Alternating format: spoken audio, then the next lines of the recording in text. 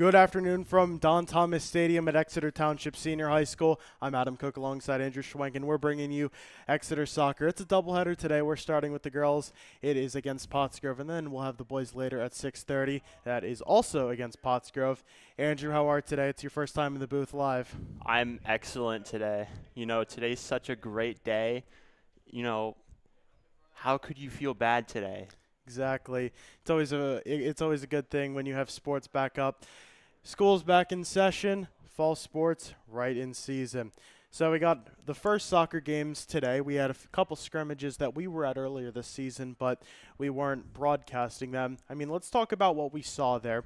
The boys lost a close one by a goal. Andrew Carell, kind of made him a name for himself, and now he's in the starting lineup. Does that surprise you as a freshman at all? Honestly, since he's a freshman, that's kind of surprising, but his performance in the scrimmages, it really kind of propelled him to the spot. And, honestly, if he's playing good, that doesn't surprise me that much. That was a game against Downingtown West here in Exeter. Girls played two scrimmages. We're going to talk about them a little bit since they're up first. They first played here against Westchester East, and then they traveled to Leesport to play Schuylkill Valley. They won both scrimmages, and now they're getting ready for a great season here at home in their first official game. It is non-league since it's against Pottsgrove, but you think it's a pretty big momentum changer to start on a high note? Honestly, it would be. Starting off on a good note is probably going to propel Exeter into a pretty good season here. You got to start high if you want to, reach more bars later in the season. Yeah, and some bars that they would like to reach. This is one of the best teams in the state. I talked with Coach Milt Scholl, and he agrees with that sentiment. And in Berks, they're going to be very, very competitive. We have some cool matchups coming down your way from Berks play. Game is slated to start in the next 10 minutes or so. We'll have it all for you here on just this one link on the Student Sportscast video coverage as well, so we're glad to be bringing you that. Exeter's lineup is staying the same, except for one piece that is in the net. Juliana Albu taking over. What, Andrew, do you think some of the pressures are starting her first varsity game, taking over for Taylor Brownback, who was named All-Division in the Berks League last year, had 67 saves, and Albu now is taking over a big spot on a big team. I got to imagine it's got to be pretty frightening. Yeah. Looking up the Brownback and starting your first game here in a varsity season, it can't feel that relaxing, honestly. Yeah. Albu, she looks from the look of it here in warm-up, she looks into it. I believe, she's been ready to go. We all kind of knew this would be her spot coming into the season. Backup goalie will be Madeline Lynch. She's a freshman. Albu is a junior. She had played in a couple games last year, allowed one goal, and had 8 saves.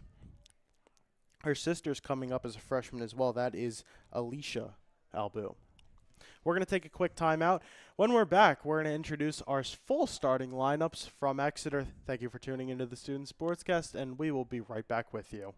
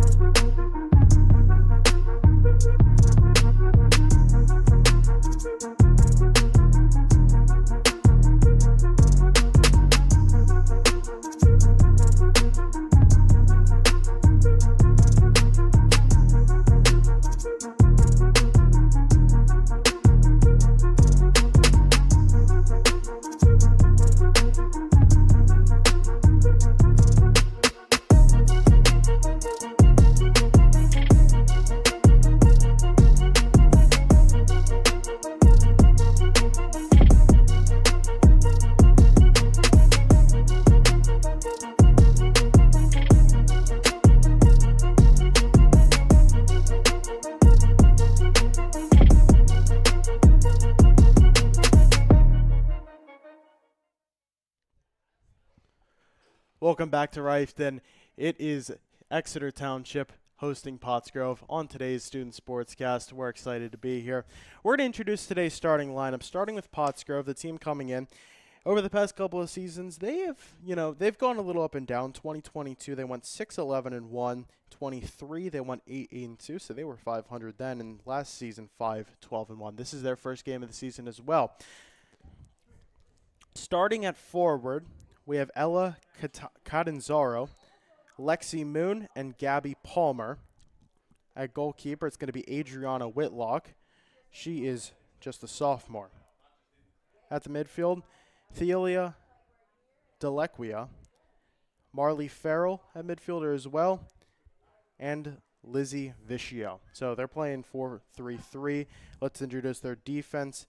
Hayden Peischer, Gianna Reitzel, Sophia Singleton, Leah Kappa, and actually, yes, Gianna Reitzel is starting. Just forgot to highlight her on my page. So that is what Pottsgrove is looking like. And they're getting ready. Captains of each team are meeting with each other. Let's introduce the captains of Exeter. Mackenzie Menser, Molly Gearing, Chase Flood. It's a pretty good trio, wouldn't you say, Andrew? I would definitely say yes. Very close on and off the pitch, too. Menser, of course, the leading goal scorer in Exeter history. She is pretty incredible. What we're going to see from her this season is very exciting. And Flood with her as well. I mean, that's just a very strong duo up front. So you have Menser and Flood at forward. Gearing will be at midfield. Holly Skipper on defense. Murray Dolan, Aubrey Ridge, Maddie McCullough. They're all at midfield as well. Cadence Putt on defense. Lainey Messimer also on defense. Haley Myers rounding out that midfield. So Exeter trying out a little bit of a different formation. It's the 3-5-2. So certainly unique. They were rocking 4-4-2 last season. I mean, still up front is going to be Menser and Flood. They only need two forwards, and they're going to do a lot of damage for sure. And a loaded midfield, just stacked with talent. Some other names to look forward to: Juliana Nerney, Haven Bessemer, some names that we'll probably be seeing subbing into the game at some point. Another thing I wanted to touch on, these teams played last season, exactly a year ago from today on August 23rd at the start of the season. Exeter wins that one 6-0 pretty convincingly. Chase Flood was the star of that game, I would say. 2 goals, 3 assists. Maddie McCullough adds on 2 goals herself, and Murray Dolan with 1 as well. Murray Dolan had 3 goals and 4 assists last year, and that was one of them. Another name we should be looking out for, Liam Dolan, will be starting on the boys team, so we'll talk a little bit more about him. He's transferring from Berks Catholic. That is her brother, a grade below Murray. 3 minutes to go. And Andrew, how we feeling? I mean, I'm feeling incredible. The weather out here, you couldn't ask for a better game for a Saturday night soccer game. Yeah, that's I was about to touch on that. The weather, we got about 80 degrees, right? About 80 degrees, yeah. It's like 75. Yeah. It's a little cooler for an August evening here. Breeze kicking in, and this is not the first official fall sport being played on the turf. We had football here last night. That was not a close one, Andrew. 64 to 7, Exeter. It was a blowout against Daniel Doon. Yeah, that was the Pig Iron Bowl. So good to see Exeter jumping out to a 1-0 start in football. New turf here. It's exciting. We got as you can see on the screen, the new Eagle logo and blue end zone. So that's definitely a change. I talked to a couple players before the season started, and I was like, is that going to mess with you guys with blue still in play with the soccer boundaries? And they so surprisingly, none of them have had an issue with it. I mean, what do you think about that? I don't think it would make that much of a difference. I mean, it might cause a little glare for those players, and it might throw off their vision, but I don't think it's that much of a difference. Mm-hmm. Exeter this season, they have high hopes. They went last year, they were 16-4, and they pretty convincingly won Berks 2. And the hope is to not only just win Berks 2, but to win the county this year. You have Governor Mifflin and Wyomissing. Those are the two teams that were in the county championship last year, and they've both lost a lot, specifically Wyomissing. I mean, you're losing Sophia Zeppos, E.P. Benedict, Abby Noe, Alexis Hardy. It's a lot of lost names from a really good Wyomissing squad. You do have Dulcie Lytle as well. Governor Mifflin, Sierra Hess, Ellie Leffler, a few names that left as well. They do have Jaja Gonzalez. We won't be seeing Governor Mifflin during the regular season. Exeter will play them once, since that's a 1-2 league game. They are not the same division, but they do play one league game, and that is unfortunately at Governor Mifflin. That was a really good game here last year. One of the closer, more dramatic games that you'll see. Wilson, unfortunately, as well, will be away. So those are some games we won't have. Fortunately for us, though, we will have the boys against Wilson, boys against Fleetwood, and the boys against Weiser. So those are some really good ones. Our next girls game will be next week against Fleetwood. That counts as non-league, even though it is a Berks opponent. That's a game we should be looking out for. So Exeter, also Twin Valley, Conrad, Weiser playing in the division. So Exeter, in their history, they've never won Berks or district titles. Since Milt Scholl took over as head coach in 2022, Exeter has gone 40-27-1. In 2022, he took over a team that went 3-14-1. They were third place in Division 1. Division 1 runner-up in 2023, and last year they, of course, transferred to Division 2 and were the runner-ups. We're introducing the starting lineups here at the stadium.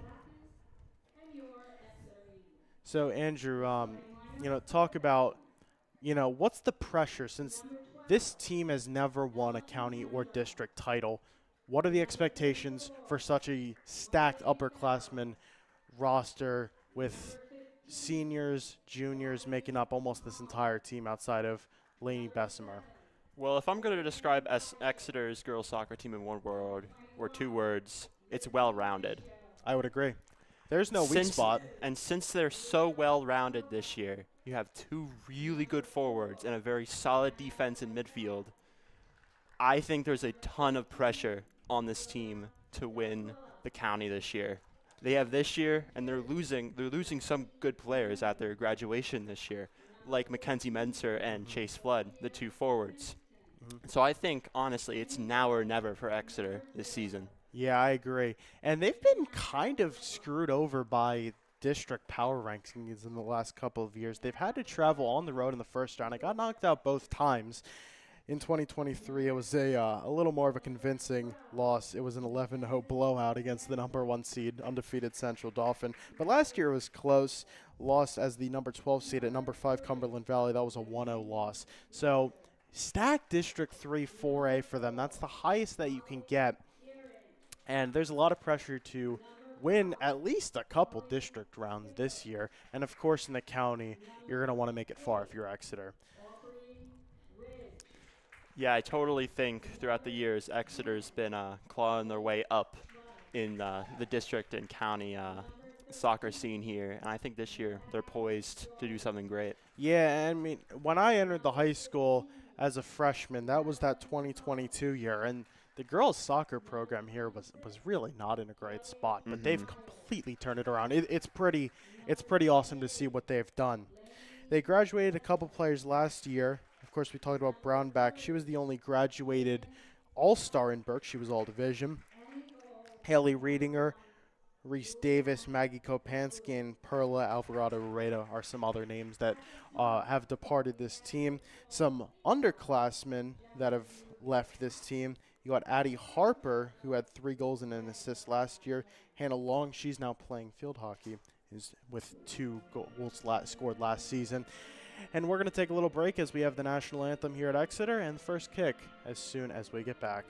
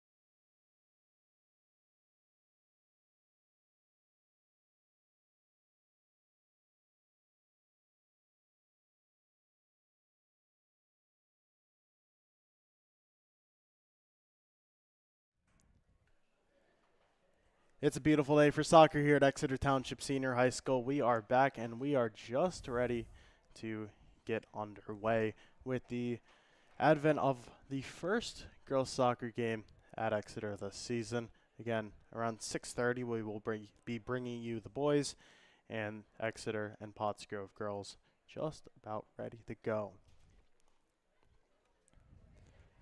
And just to reiterate, what a beautiful day Absolutely. to be having a soccer match here. Low 80s, probably high 70s here at Rifton. And how do you think that'd be affecting these players, Adam? You know, I think fall sports are certainly unique in the way that you start pretty hot and then get cold in the season. Mm-hmm. I mean, there is a point where you are just freezing your butt off late in the season. You get that for all sports, and we are underway. Exeter starts with the possession to start their season.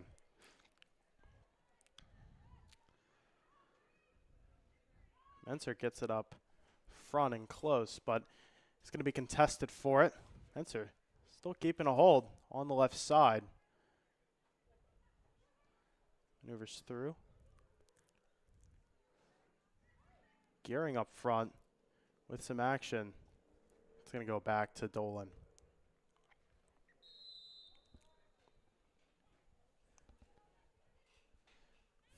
Whistle called, and it's going to be Pottsgrove ball. Their first possession of the game. Yeah, I think that was an offsides call on Exeter there. And it's not going to take much longer for Exeter to try and get that one back. It's going to go out of bounds. Pottsgrove throw in here.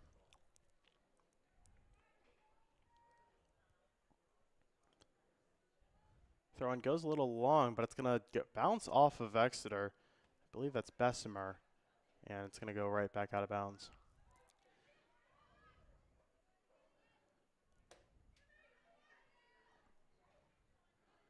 Koloff takes control in the midfield, and it's right up there. That's a good shot, and scores! That did not take long at all. No, it did not. Exeter is on the board. And I believe that was Chase Flood on the right side. Exeter quickly out to a 1-0 start. I mean, they were running so fast I couldn't. Yeah, I mean that was that was a great sequence. And oh, excuse me, that was Aubrey Ridge on the goal, not Chase Flood. So Ridge, first goal scorer for Exeter.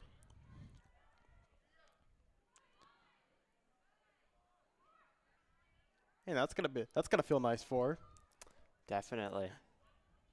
And that just goes to show how many are going to be scoring this season for Exeter.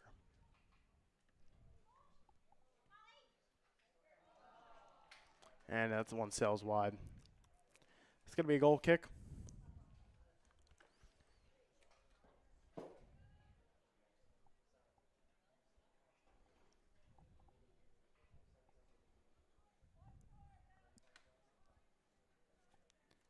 Ridge last year had a couple of goals. Had 7, 6 assists as well. Had an assist in last year's game against Pottsgrove, but now puts Exeter on the board. Exeter trying to threaten again. I mean, they've held possession for quite a bit here. I mean, yeah, Myers they on the just left. coming out hot in this game.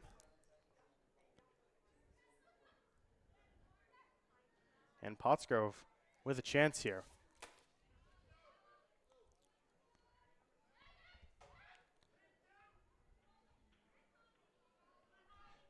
Passes over to Lizzie Vicio, and it's out of bounds. Exeter not exactly happy with that. Vicio throwing it back in. Lexi Moon on the left. And whistle's blown. It's a foul on the Eagles. Free kick coming in.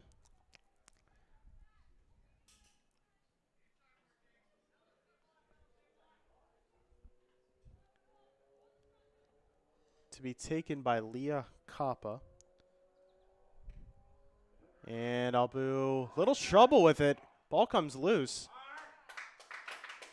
But it's going to be a goal kick. Thankfully, that was out on Pottsgrove and Exeter. I mean, that could have turned into a little trouble for sure. Yeah. I mean, I don't think Albu had a good grip of that ball there. It was a very decent shot there by Pottsgrove.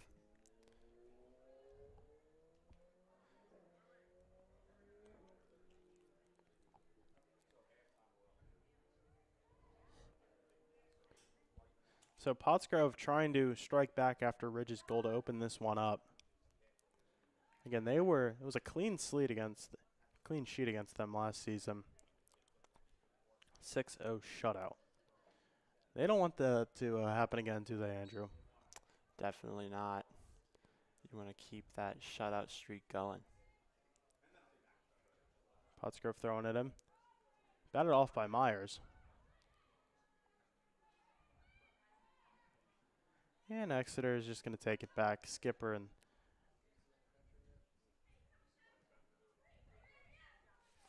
Aubrey Ridge still showing some signs of aggression in the midfield. And it's going to be thrown again. And just talking about the pace of play so far, I think it's been fast, a little slow to start out. We're starting out fast. I mean, both Pottsgrove and Exeter here are coming out hot in this game. There's Menser, puts a spin on it, and it's going to go for a corner. That looked like it went in. No, it did not. It's an illusion from up here. Just to the left. Made contact with one of the Pottsgrove players before, so it's going to be the first corner for the Eagles so far. No, but as I was saying here, both teams coming out very hot in this game. Very fast-paced up and down the pitch. And it's coming in. Nice kick put on it, and we're going to be in for another corner. Pottsgrove, their way of defending it, just kick it right out the back again. I mean, if it works, it works.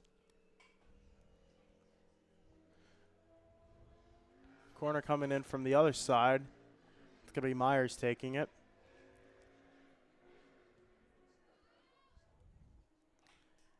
And it's a little far. Exeter still with control on it. Taking a kick. And we're in for a third straight corner. I mean, Exeter, aggressive to start this one. Very aggressive, yeah.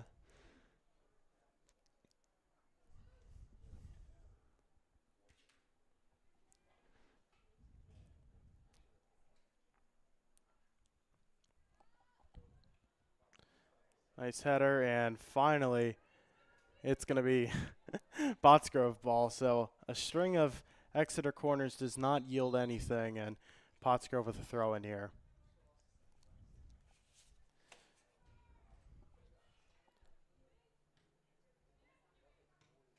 Sophia Singleton to throw that in, and Exeter has got a foot on it again. Menser, nice save. I mean, that's a really nice save by Adriana Whitlock. It's going to result in a corner, but Menser put a nice kick on it, and Pottsgrove able to keep the deficit just to 1 there.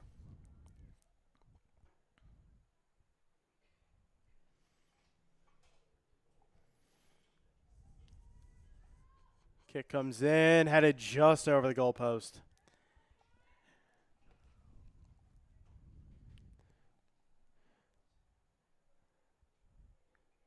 Yeah, so that was high. It went over the goalpost for football, definitely over the crossbar. And Whitlock puts a nice kick on it. Right to Lexi Moon, contested in the midfield. Skipper's coming in, and she's going to give it off to Ridge.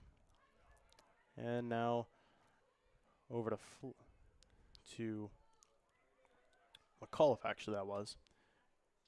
Menser coming in on the left. She's going to find someone, headed off by Flood. Ridge coming in again, just not able to get anything quite going, batted off.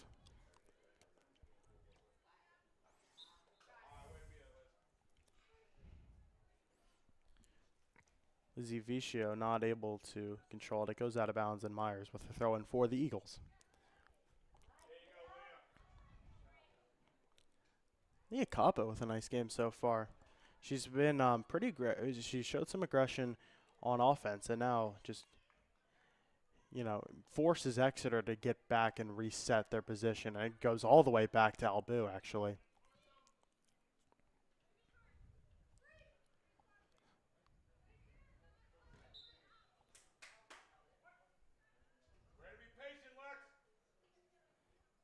And it's going to go over to Pottsgrove, the Falcons. Andrew, we're talking pregame. The F logo, we've seen that before, haven't we? Yeah, it looks a little bit like the Atlanta Falcons logo. Yeah, just a little bit. Just a little bit. I mean, you thought it should be a P because it's Pottsgrove, but it's an F for Falcons. I mean, it sort of looks like a P, but a little bit. In my personal opinion, it looks a little more like an F. McAuliffe trying to get it to Flood, and it's out of bounds. Flood will throw it in now. To Gearing, who's now playing midfield, played defense last year, and coming right in. Menser with a nice shot on it, and absolutely no doubt about it. Kenzie Menser scores. It's 2-0 early. And Menser there just had the coverage she needed there. And that being no goal coverage. So Kenzie Menser extends the Eagles' lead. They got some insurance now. We're just over 10 minutes into this game, and Exeter already looking pretty good, wouldn't you say? Totally, yeah. From this match, Exeter's offense. Oh, it was McAuliffe. Oh, no, it was Menser. A little confusion on the PA system. Totally understand. I've been there before. Sorry. Mackenzie Menser with the goal and Madeline with the assist. Yes, McAuliffe was with the assist. Menser credited with that goal. Hey, I've made that mistake before. It was either Chase or Kenzie. I called them out and was the other one. So Hey, everyone makes mistakes. It's okay. Absolutely. I mean, being a PA announcer is certainly not an easy position. So yeah, just to continue here, Exeter off the bat, very strong offense and also very strong defense. They haven't really needed to use it much. They've kept it on the right half for most of this game so far. They've been able to clear it.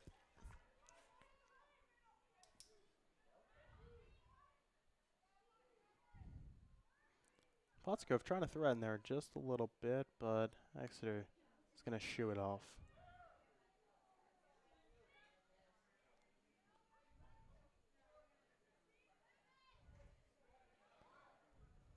I like Gearing slicing through the midfield, but it's going to go all the way back to Exeter's. McAuliffe puts a nice kick on it. Flood trying to get to it, but no, it's gets over to Whitlock in the net first.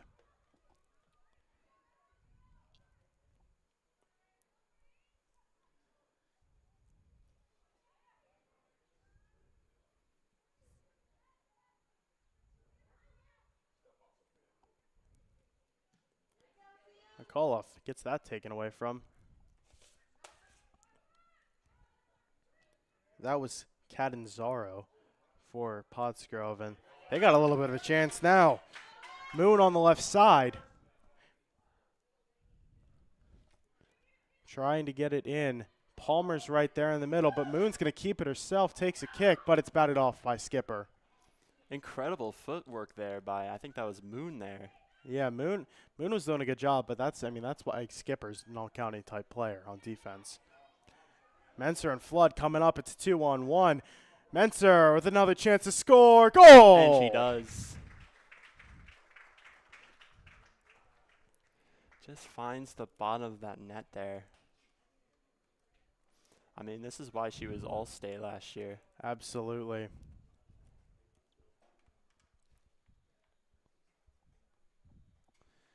Kenzie Menser, her second goal of the game already. No surprises about that. She's committed to Eastern Carolina. She's a D1 player. I mean, she committed pretty early in her high school career, I would say.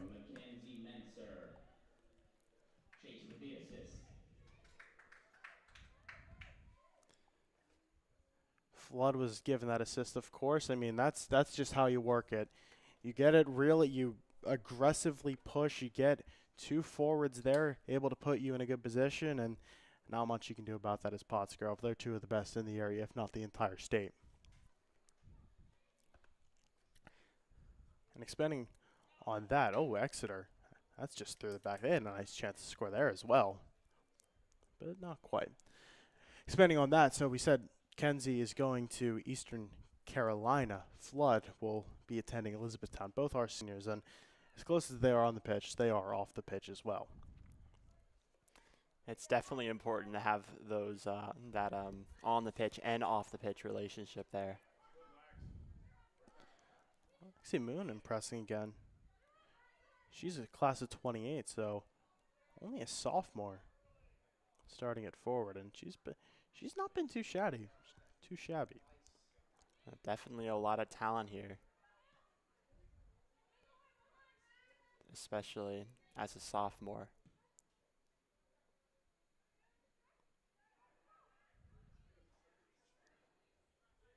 Exeter still with possession. That's Myers on the left side. Can she get in someone? Oh, tripped up just a little bit and saved. Put a nice kick on it, but just not quite. I believe that was Gearing who took that kick.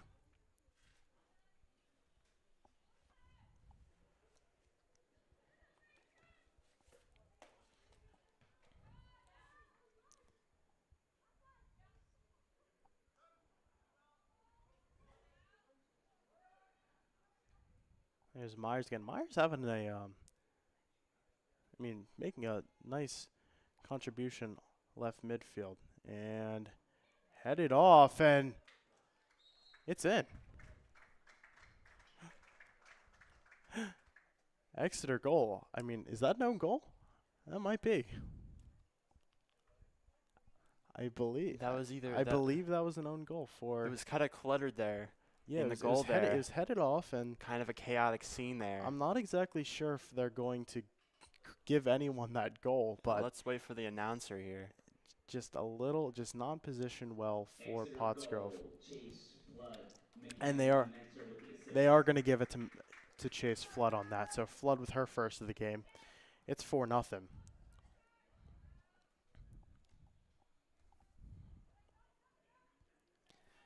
Yeah, it looked like Chase got a little bit of a foot on it. I mean, she had it right there for her, so. And Flood trying to get to that again. She's got some speed on her. No, definitely.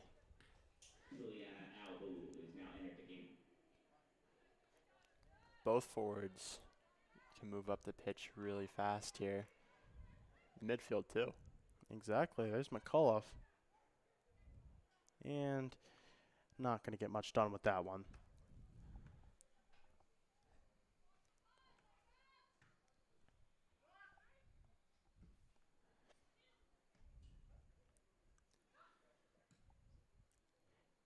How much longer? I mean, it's 4-0 now. Do you think Exeter's going to keep their starters in for too much longer? Pottsgrove with a threat here on the left side. That is Palmer, and it's batted off. It's going to be a throw-in for the Falcons. Getting back to that point, do you think Exeter is going to be making some substitutions in the next couple of minutes? We see one coming in at the table now, actually. I definitely think so. They've started off really hot here, 4-0. They definitely have a lot of insurance.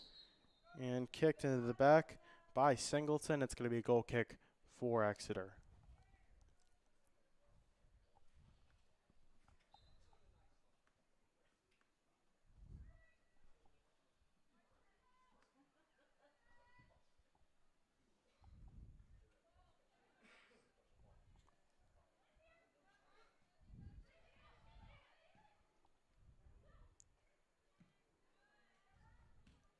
Believe the sub coming in is Olivia Skipper.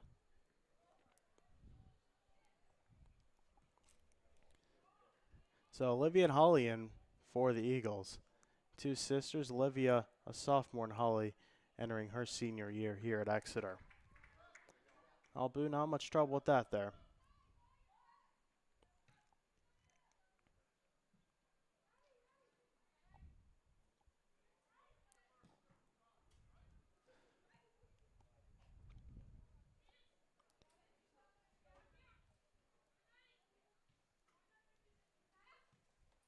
Kane's putt on defense for Exeter.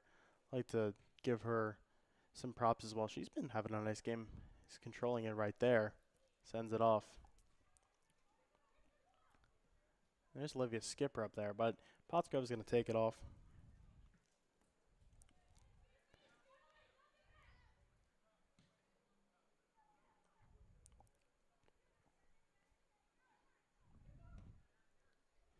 Andrew, we're just about halfway done with this first half. Well, give me some observations so far. Biggest observation overall, Exeter coming out really hot, showing that they're going to be a pretty good team this year. But even if they're down 4, Pottsgrove here, still holding up pretty well defensively and offensively too. They've made some good chances. Their goalie's been pretty well. And it'd be pretty easy to call this game one-sided towards Exeter, but Pottsgrove here, they're putting up a pretty decent. Yeah, they're not bad at all. No. Looking to have a little bit of a bounce-back season from going 5-12-1, but you know, maybe a 4-0 or an 0-4 start in your first game is not exactly what you want, but you know, they're gonna try and do what they can in the rest of this one. And going forward, they are playing Ole, so another Berks opponent. They have Norristown as well, Pope John Paul II, Doc Mennonite, and Pottstown. Pottstown against Pottsgrove. That's got to be a pretty. Oh, all the Pottses. There's a nice kick. And, just over the crossbar. That was a really nice chance. Drew out Whitlock and put a nice kick on it. It's just not going to quite be there. It's just a little bit high of the goal there.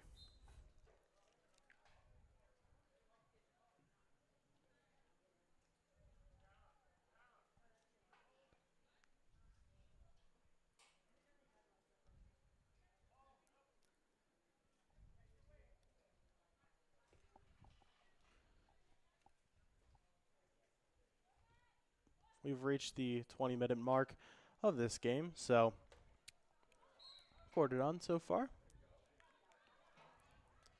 And Pottsgrove going right into it quickly. They're trying to get something going.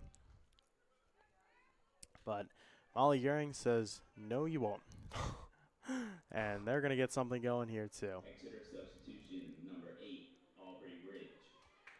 Aubrey Ridge back into the game, and Exeter, few girls up front. Flood trying to control it, getting reset here on the right side. Gives a nice pass for Menser, and it's going to be a foul.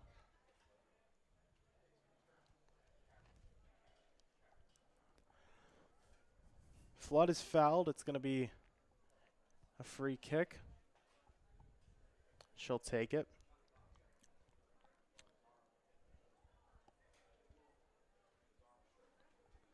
Excuse me, no, it's going to be Skipper taking it. Skipper's not made her college decision yet, but I'm assuming that will be relatively soon. I'd expect her to go for soccer. I haven't talked to her about it. Maybe I'll ask her before the next game where she's at with that. Free kick's going to be direct. Puts a nice spin on it. It's going to go off the football goalpost and out of bounds. We're going to take a quick break, and we'll be back for the rest of the first half on the Student Sportscast. Thank you for tuning in.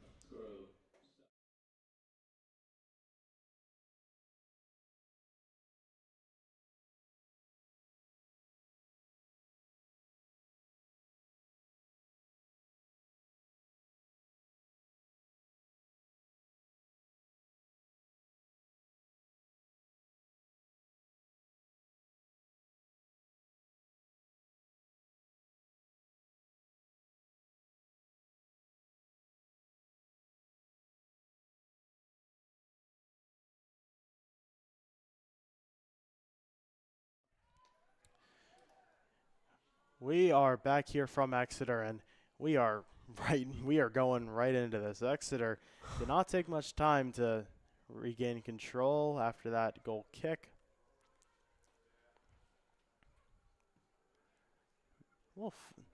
Menser trying to get control of that. Sends it up the flood, just taking it over by Whitlock. Just an observation here. In the distance, there seems to be some emergency. I'm hearing some ambulance sirens. Yeah, some sirens. Definitely not for this game, but Yeah. we're definitely hoping those people are okay.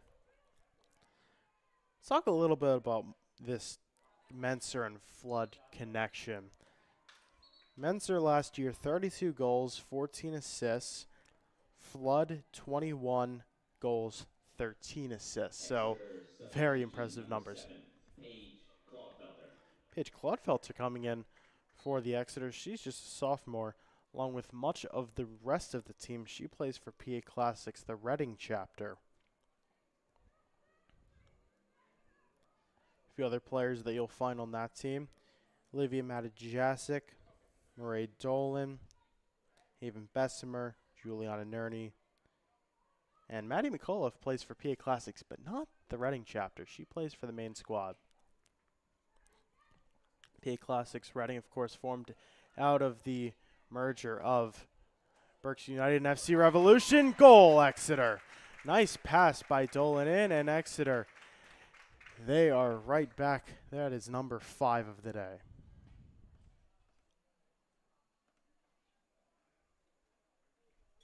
Believe that was McCullough on the I goal. believe that was either McCullough or Ridge. It's sometimes hard to tell from this distance. And Dolan on the assist. Yeah, I believe. Dolan definitely was on that. Actually, excuse me, no, that was Claudefelter on that. Dolan and Claudefelter look a little similar, and they both have the purple colored cleats, so that's where we tripped up. We'll get a confirmation on the goal in just a second. Yep, it was McAuliffe. Good call, Andrew. So McAuliffe puts the Eagles up by 5.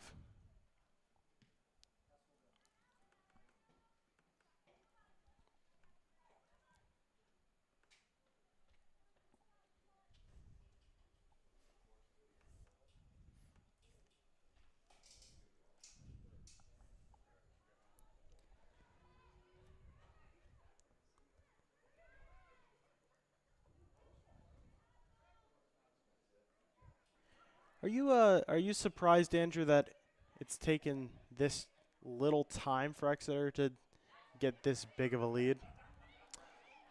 Yes, honestly. I was expecting a good performance by Exeter, but 5-0 here.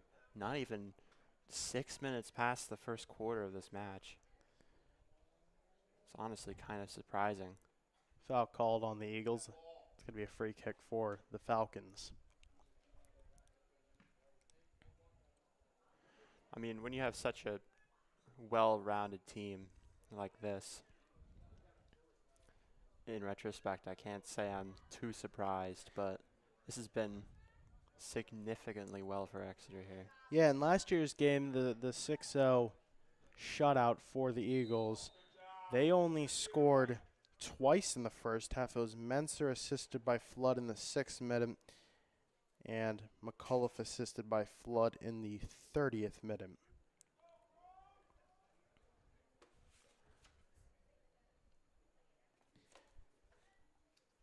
Starting goalkeeper for Pottsgrove last year was Addie Whitlock. I'm assuming that there's a connection between her and Adriana. So, passing of the torch in the net is a pretty awesome story, wouldn't you say? Totally. Yes. Have that family legacy on.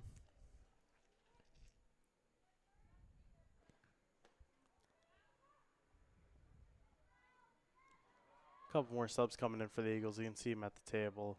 It's about 3 of them coming in, and Pottsgrove has it on Exeter's side, but now it's going to be out. And subs coming in for both teams. In for Pottsgrove, that's Gianna Reitel coming back in. And exiting is Sophia Singleton, the sophomore. It's going to be an Exeter throw-in. One thing I'm noticing from this high up is just how well this turf looks now. Now I it's mean, been it replaced. really does. Number 12, Hayden Bessemer. Number 26, Haley Myers. And number 10, Chase Flood. I mean, we were talking about the new touchdown painted areas. Yeah, the earlier. end zones. Yeah, it doesn't look to be throwing anyone off. Exeter has been pretty good in the box so far. It's definitely nice to have new turf. Re-entering are Myers and Flood, and into the game now is Haven Bessemer. That was the name I was talking about earlier. Bessemer, a two-sport athlete. She plays soccer and lacrosse. And Albu saves that one. Pretty good attempt there by Pottsgrove. Yeah, absolutely. Bessemer last year, 3 goals, 3 assists. One thing I'll say about Pottsgrove is that their offense has really good footwork. They make good opportunities, just haven't been able to quite capitalize upon them. Exeter kicks that forward, and no chance there. Whitlock sends it off. But Gehring takes control now. McCullough still in the game with that one. And on the right side, shot taken. Oh, just sails over. Did that one hit the goalpost, or It did not. Just fly right by? It looked like it was just high between the post and the crossbar. That was Ridge on the right side taking that kick. So certainly a nice attempt. Just not going to come up with anything. And definitely no worries about that on Exeter's side. They have way too much padding. Goal kick taken.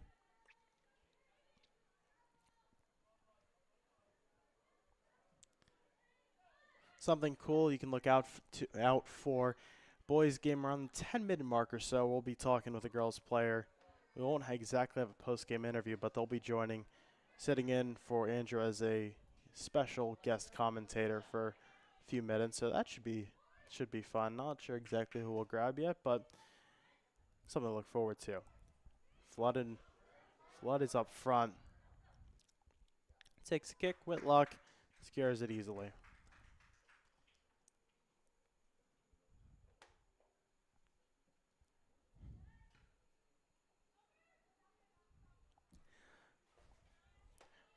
Last year's game was at Pottsgrove. Any surprises for you that, 5 quick goals for Exeter in front of this home crowd, or does that kind of make sense for you, that they're more comfortable here? I'd definitely say Exeter would be more comfortable here in their home turf, but the 5 goals in the first half is just, it's remarkable. I'd say it's kind of unheard of here, even with home term advantage. Exeter substitution, Kara Miller. That's Kara Miller coming in for. It's Kara Miller coming in for Exeter. She took that throw in. Yeah, so Miller coming into the game.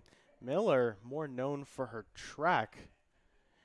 Miller was one of the best in the county for the girls, and she does a few sprints, but mainly known for her pole vault. Has won the county as a freshman and a sophomore, so she's in her junior year now. Nice opportunity up front. Whitlock, absolutely great save there. Yeah, good tending there by Whitlock. She was, Flood right was out there. right there to score, but Whitlock just sends it off. Miller with another throw in there. Also coming into the game, Kendall Jusba for the Eagles. She's a senior now for Exeter. Nice pass comes in, and it's going to be wide on the attempt on goal.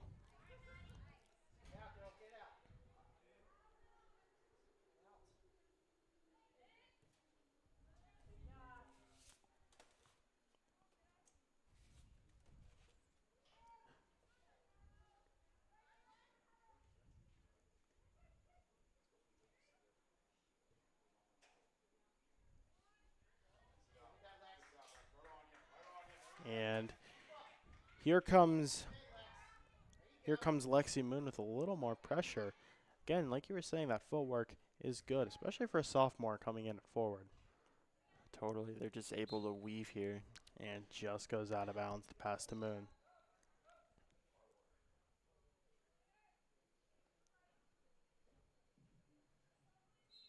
Looks like Madeline Rismiller coming in. Yeah, that is Madeline Rismiller coming in. Another senior for the Eagles. Name you may see here and there.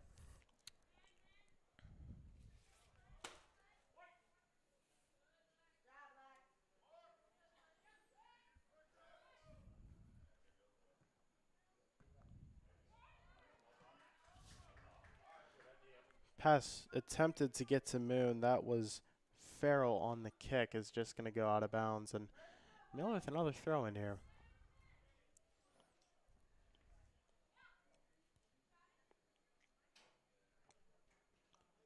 McAuliffe's still in the game in the midfield.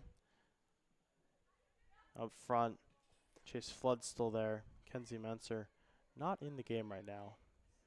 You can tell that easily because of her hot pink cleats. Exeter the chance here, comes in and scores! There's another one. It's 6-0.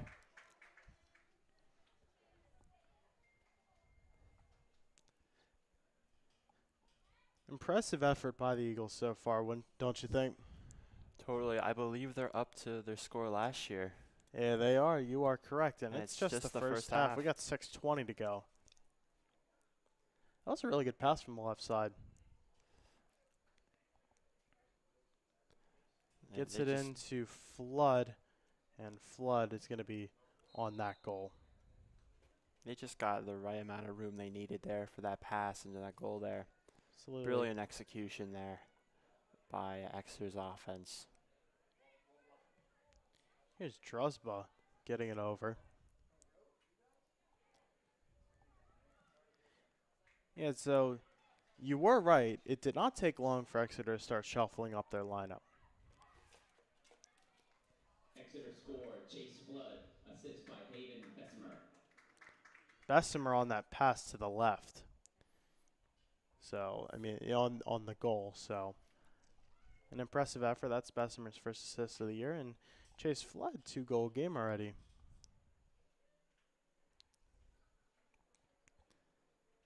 So, Flood on the verge of a hat trick already. And we're just in the first half. I mean, the only question here is Chase even going to play the second half? Certainly something to consider. I mean, when you're at that hat trick opportunity there, Had a couple last year for sure, so. you don't want to risk getting too tired, though. Yeah, absolutely. And obviously you don't want to risk injury. But you do want to keep them fresh for the next game. Fleetwood definitely, they'll be a test. I would say so. Fleetwood, That kick goes way high. It's going to be an easy goal kick for Whitlock. kind of notorious for their soccer teams here, especially their boys team. Fleetwood, you said? Fleetwood. Oh, absolutely, absolutely, Andrew. Yeah, Fleetwood, without their goalkeeper, Abby Rowley, she graduated and she's going to Alvernia, but they do have Gigi Gonzalez, who's a big threat up front. So, Albu has been, not been doing much here because their defense in front of her has been so good. And who's coming in? Exeter trying to get something going, but not quite. Yes, they do! Scored! I mean, they're just all over on that. I'm pretty sure that was Maddie there. She's able to weave that ball there right through that. That was a pretty cluttered group there. Is it She's able to Maddie find the or goal. Kara Miller? Could have been Miller on that. We'll get confirmation here in the stadium. 7-0. We still have time left in this first half, and Exeter goal. Chase Damati.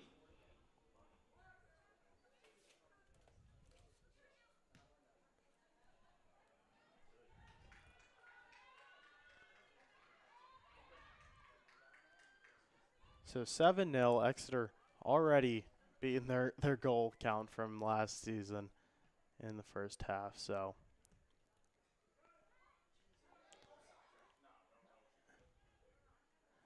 and some pressure in by Flood. And Pottsgrove's just going to take it away.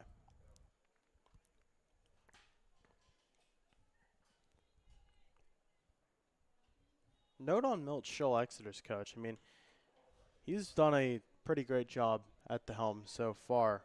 He won Coach of the Year, one of 5 of them, with Antietam boys in 2004.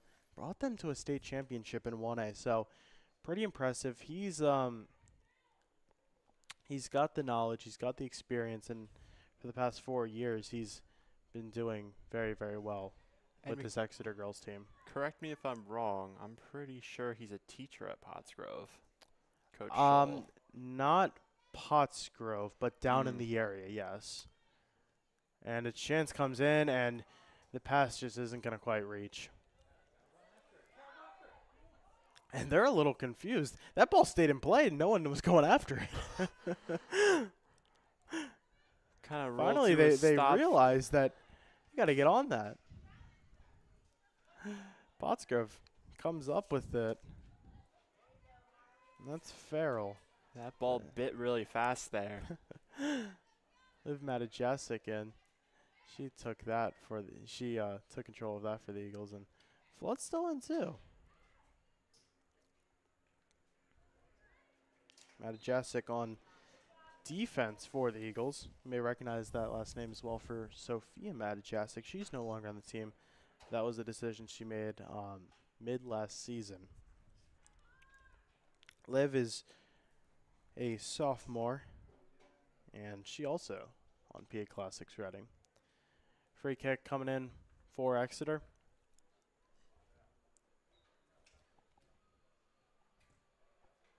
And it sails wide. And that's gonna bounce far. Thankfully it's not by that far fence. Believe that was through the goalposts. The kick is good. Give him 3.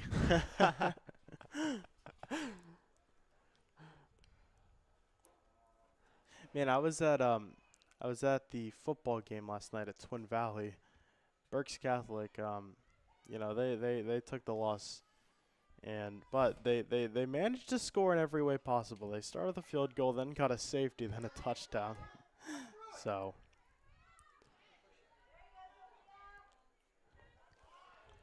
on that note about football, the Exeter boys football team, as we said earlier, they're off to a great season here. Yeah, and if you're a fan of Exeter, make sure to look out for them this season. They're ranked one of the top in the state. Also one of the top of the state in Student Soccer. It's the team you're watching right now. It's Exeter. Oh, yeah. Definitely a very promising year for Exeter sports. Just over a minute to go in this first half. We'll have some halftime coverage for you, and then we'll be on with the second half. See what happens there. See what our final is going to be, and then we'll have the boys' game. Between that, we'll have some post-game coverage of the girls, followed by some pre-game coverage for the boys. Again, also against Pottsgrove.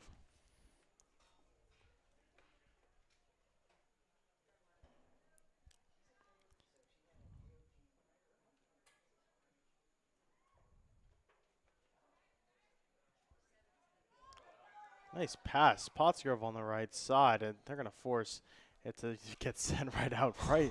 That was a hard kick right at the Exeter bench. Brandon Putt took that one. Putt, one of the assistants on Exeter, along with Brittany Bauman and Mike Lee. Exeter's managers, though not present today, are Abigail Wade and Devin Marcinkowitz. Just a couple of seconds left in this half. Corner kick to finish it off, and Albu has a little trouble. Is it in? Yes, it is. In the last seconds of the half, Pottsgrove adds on their first of the day on a nice corner kick. Albu just couldn't quite get control over it. Not much concern, though. Exeter still leading. Great execution there by Pottsgrove there. Able to take that corner and turn it into something there. 3 seconds left on the clock. And that'll be it. We head to halftime. Exeter leading with a commanding 7-1 lead. Andrew, pretty impressive, would you say? Totally impressive. So Just amazing effort here by Exeter. we will in be this first back. half. We will be back soon after this brief break. Thank you for tuning into the Student Sportscast. Again, I'm Adam Cooke. Alongside me, Andrew Schwenk.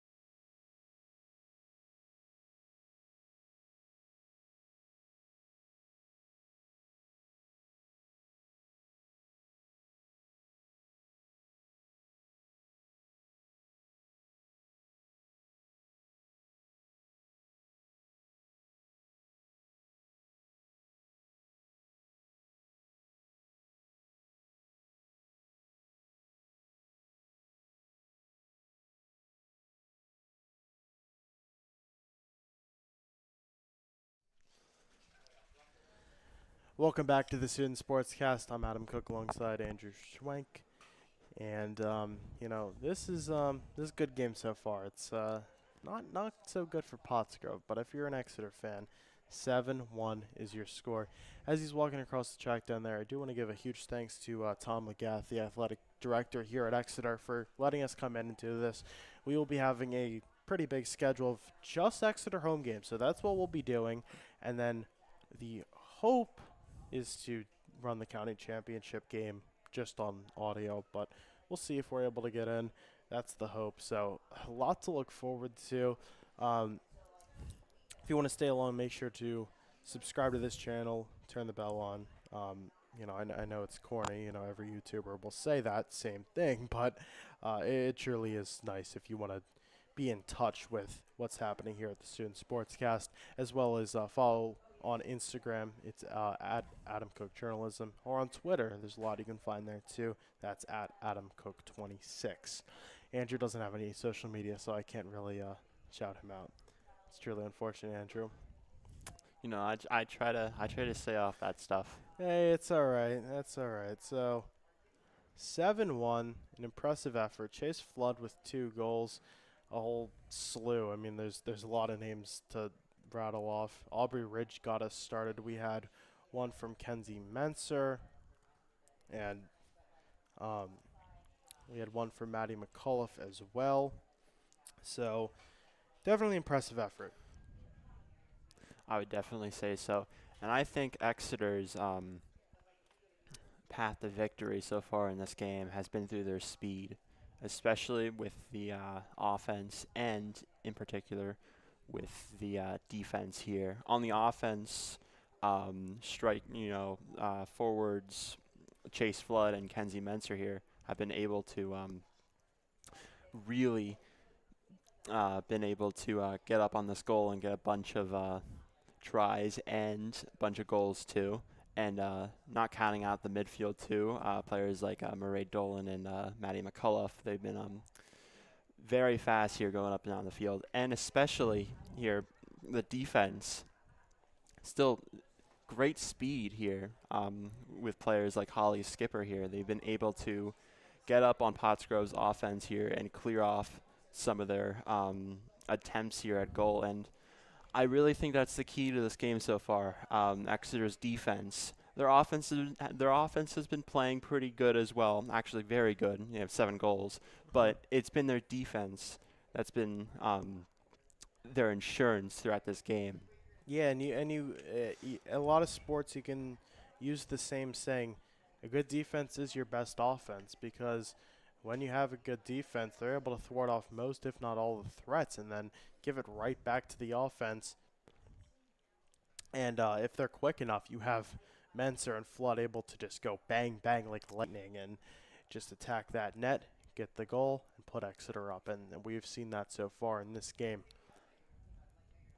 Yeah, definitely. This Exeter team is just very, very well coordinated, from Albu in the goal to Kenzie and Chase.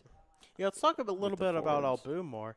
She's been having a solid game. Had a little bit of a slip up early, lost control over it, but that one did not result in a goal. But with 3 seconds left in this one, she did unfortunately lose control for Exeter.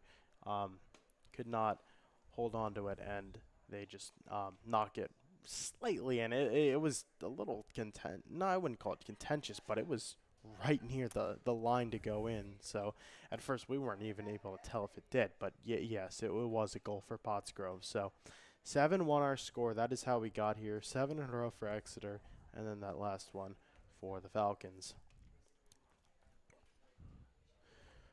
About 4 minutes and change to go in this for this halftime coverage for us. Andrew, talk a little bit about some other stuff you do. This is obviously your first game here on the Sportscast, but outside of what you're doing here, tell us some more about yourself. I mean, ever since I stopped doing baseball in 3rd grade, this has been the most I've been affiliated with sports. Outside of this, I'm really a musical kid.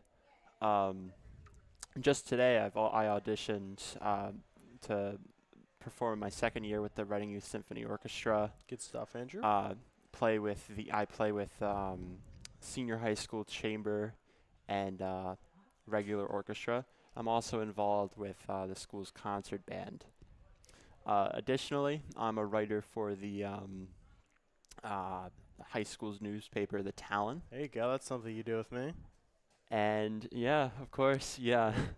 So I mean, I'm very glad to have you on, Andrew. Yeah. So I mean, did you play soccer as a younger kid? I did play soccer. did? Yes. And I will say, when Andrew quit baseball, I didn't think you went into the 3rd grade. I didn't think you stayed that long. Well, it got in the kid pitch, and you got too scared of that ball. I mean, they're hurling a ball at you. And like, it's not like the ball's like, soft. It's not like a tennis ball, or it's not like a cushiony ball. It's like it's like a hard ball. And that thing hits you in the face, like it's it's scary, hurts. man. I've seen it happen. I've seen it happen firsthand. So just a little bit to go. We got 2 minutes 23 seconds on the clock before we are back underway with the second half. We're going to take another timeout, and after that, we'll be on with our second half here from Don Thomas Stadium.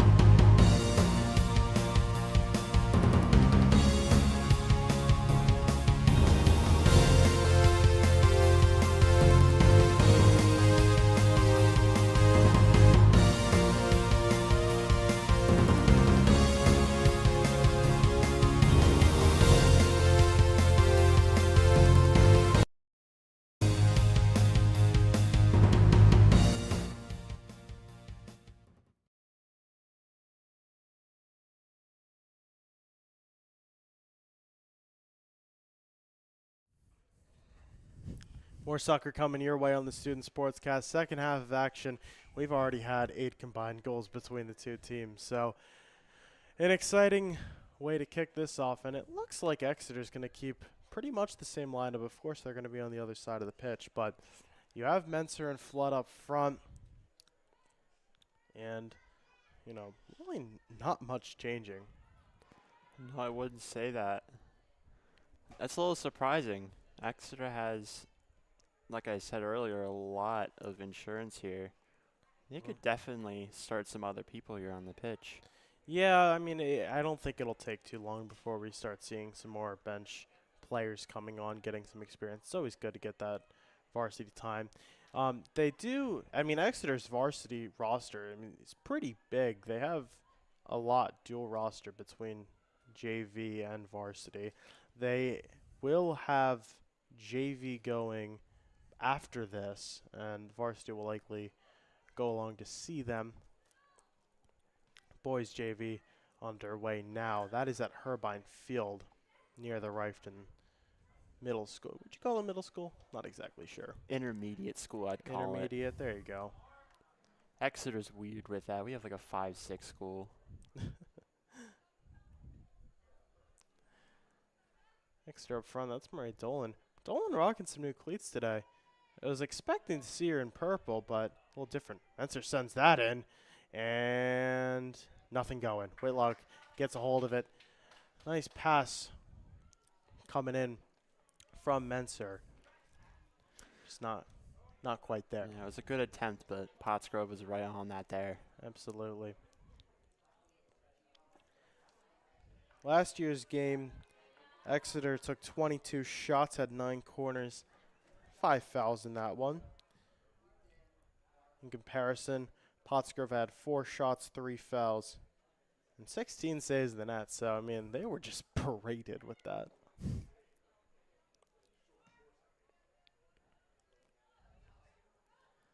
There's Haley Myers, standing a little back defensive on midfield. To her right, she's going to find Ridge, who sends that up to Menser. Menser trying to chase up front. Is it going to go out of bounds? Yes, it is. Goes out right next to the flag. And I believe it was not out the back. So, yes, it's going to be a throw-in for Pottsgrove. And they're going to try and see what they can do in the second half of play.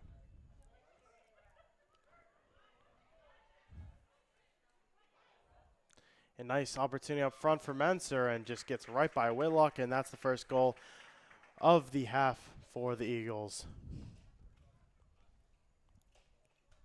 8-1 our score.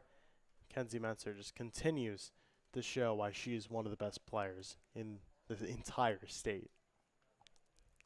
Menser with 2, Flood with 2.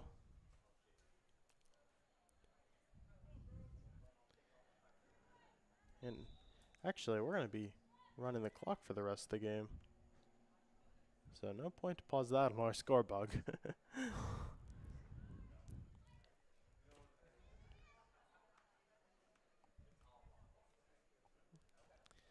Yeah, so Mercy rule running clock will be in effect.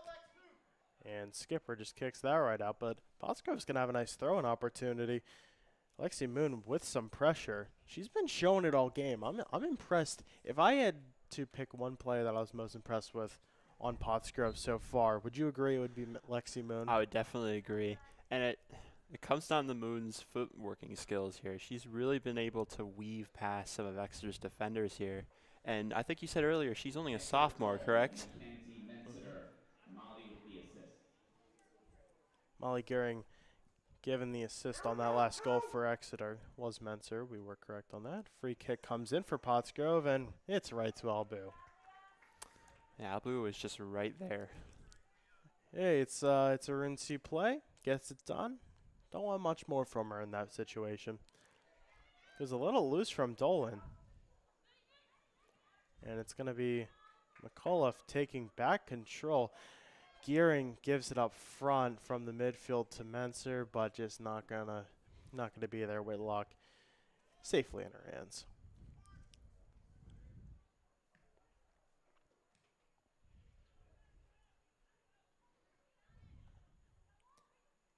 not really an aggressive game.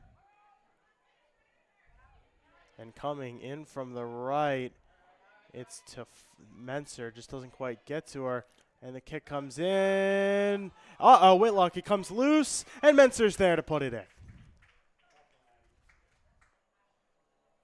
It's a hat trick for Kenzie Menser in the opening game of the year for Exeter. Just what an effort. It's a 9-1. 9-1 game.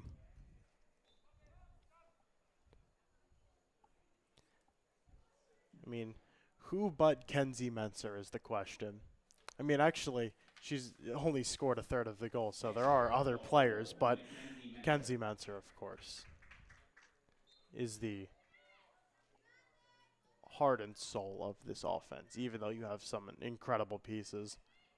And that, I mean, that isn't to disrespect anyone else on this Exeter team. You have multiple players worthy of all county or even all state honors, but Kenzie Menser is just that good for the Eagles.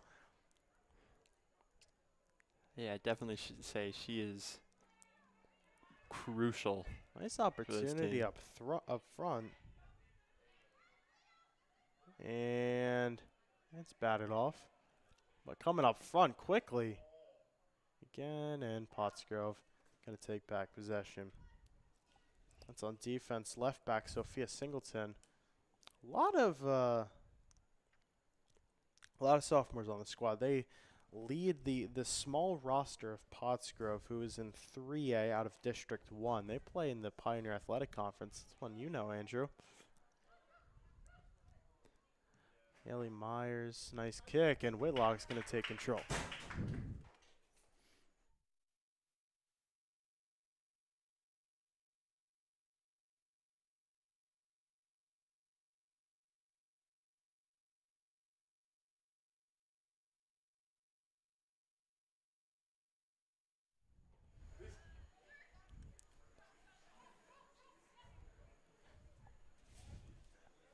Exeter still laying on some pressure here. That's going to be out in the back. Very loud banging there from the door. I don't know if the mic picked that up, but No, it definitely did. That's all right, Andrew. Lainey Bessemer still in the game. She's also a sophomore, so we're talking a little bit about team composition. She's one of, there's definitely a solid sophomore class for this Eagles team, but Bessemer has definitely been the one that's shined the most. Lainey plays for PA Classic, something we've heard quite a lot. She made a county all-star, the roster, last year as an honorable mention. So she had an assist, even though she is defense, and of course her sister is Haven. Murray Dolan on the throw-in to Myers.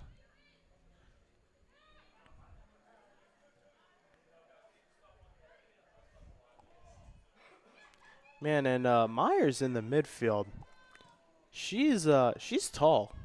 She's definitely tall. I don't have an exact measurement on her, but definitely the tallest on Exeter. Dolan's got some decent height on her as well. Pottsgrove losing control on that. That was Vicio, the left midfielder for the Falcons. She's a senior. 5 seniors, 4 juniors, 6 sophomores, and 2 freshmen on this varsity team for the Falcons.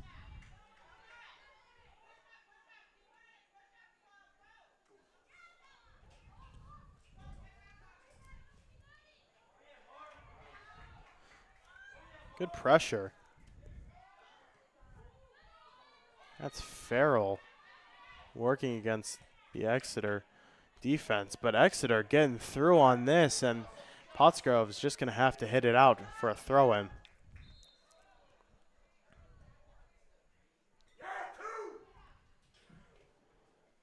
Exeter substitution, number 9, Juliana Nerd, number 23, Olivia Skipper. Olivia Skipper and Juliana Nerney entering the game for the Eagles. Skipper will be the one to take the throw-in on this possession.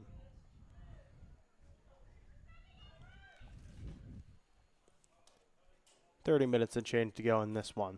Clock still running So, boys game again slated for 6:30. We may be a little ahead of schedule, funnily enough. Yeah, especially with this clock now running. They started the game about 3 minutes after the 4:30 start, so probably where they wanted. Off the crossbar on that nice kick, and a little lucky break. Flood put a nice kick on it. Yeah, that was a Would've made very it- good kick. Would have made it the second hat trick of the day for Exeter. Again, Menser has one hat trick. She has 3 goals. Skipper tries and gives it off to the front.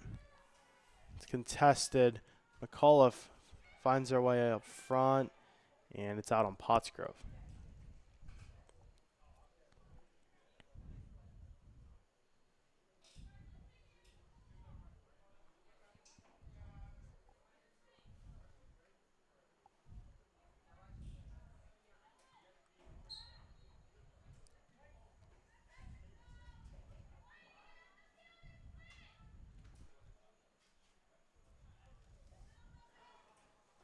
Pottsgrove's going to take over. Andrew, let's talk about, I mean, it's still a beautiful day for sure. Wouldn't you agree? Absolutely, it is terrific. And out here. you're a forecast guy, right? Any Mm-hmm. predicted precipitation in the next couple hours? Are we expecting clear skies for most of this? No precipitation. No, I Okay. don't even know where you'd be getting that from. The sky. Usually when you'd see rain coming, there'd be a big rain cloud. But Well, this cloud's this sky's pretty empty. Honestly, just a few clouds. You know, something I've always loved about covering games here, it's always awesome to see all the schools at once. Look behind you, there's the high school. Look in front of you, it's the junior high. In the distance, it's Rifton. Skipper puts a nice kick on it, taken in by Whitlock. And additionally to the weather out here, just a great vibe here. Oh, absolutely. Got a nice, I mean, Pottsgrove, even though they're, I'm assuming, a 45 to an hour drive. I mean, their fans are showing out. Pottsgrove's more like 30, I'd say, from here. Got it. Hey, we got the weatherman, the geography man here. Absolutely. Up front and scored! Nice pass from Flood. Gets it in to, I believe, Ridge and Exeter. They're in the double digits. When was the last time Exeter was double digits? They had a couple of games last season. I was at one. I think I was at the Twin Valley one here, and that one went into double digits. And he got some players warming up on the sideline for the Eagles, and they look to be coming in soon. Yep, that's Ridge's second of the day, and Flood adding on another assist. So matching her scoreline from last year with 2 goals, 3 assists. It's very rare when you see multiple players here having a potential to score some hat tricks here. Absolutely. We saw Kenzie already with a hat trick here, but Yeah, Chase and Ridge and Flood, they're Yeah. close. Ridge plays for Lionville Soccer Club. She's one of 3 on the team to do it. The other 2 are the skippers, Liv and Holly. Elbow, not much trouble with that one. It's got to get out quick, but not much of a threat there. It's Bessemer working with McAuliffe in the midfield.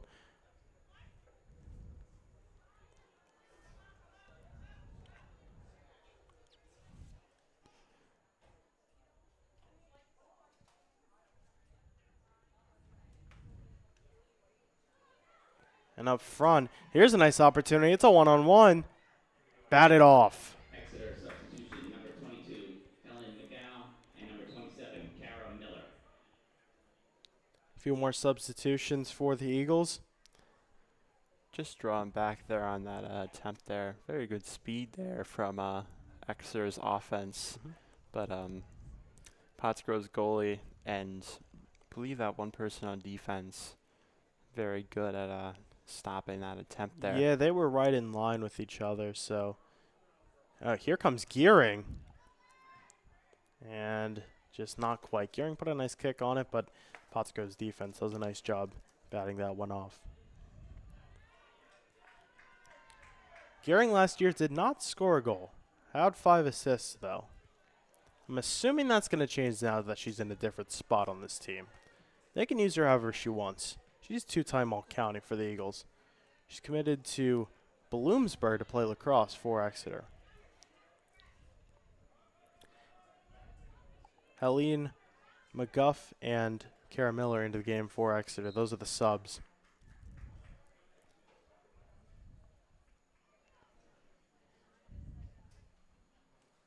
Just to add to the environment part of this, it's just a great environment here. We have people, a reasonably sized crowd here at Don Thomas, but we also have some people sitting up there by the trees near the junior high, watching from the lawn.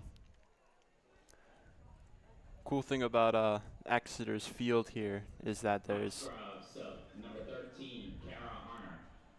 not only can you have a great view on the junior high and the Rifton School back there, but you also have a good view of the road. You can see a bunch of cars and bikes and people go by.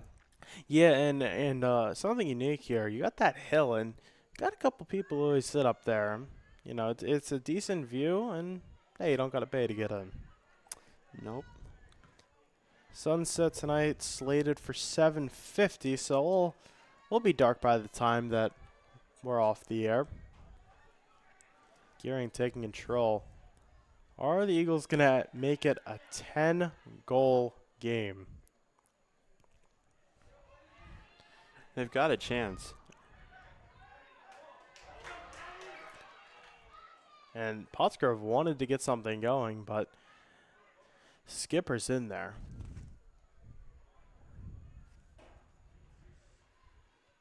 I believe that's Skipper. That actually could be someone else.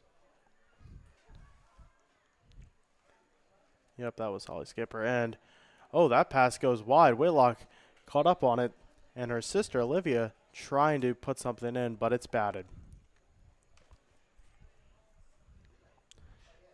Nice defense by Singleton. She's playing a good game and prevented anything bad happening for Pottsgrove there.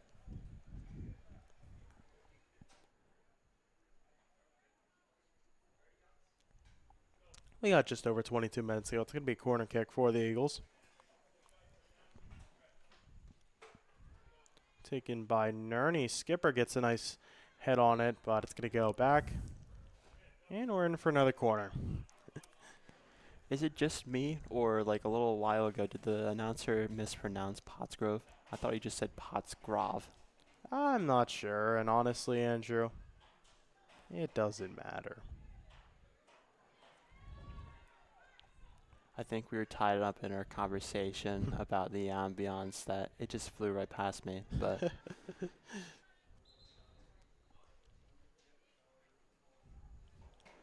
funny blunder, nonetheless. Number 3, Natalie Latimer. Lizzie Vicio going to throw in for Pottsgrove.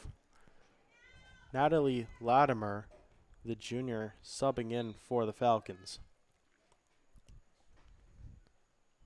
And I believe just a second ago, the Pottsgrove boys team were sitting up here in the bleachers. Okay. So we'll see them soon. We got 20 minutes to go in this one. And I'm not sure exactly if they will I'm not sure if they'll start immediately with warm-ups. I guess it just depends on this one end. So this will be over on 6:10. Be about 20 minutes from first kick of boys varsity from them. 2 subs coming in for each team. Bessemer and Gearing exit.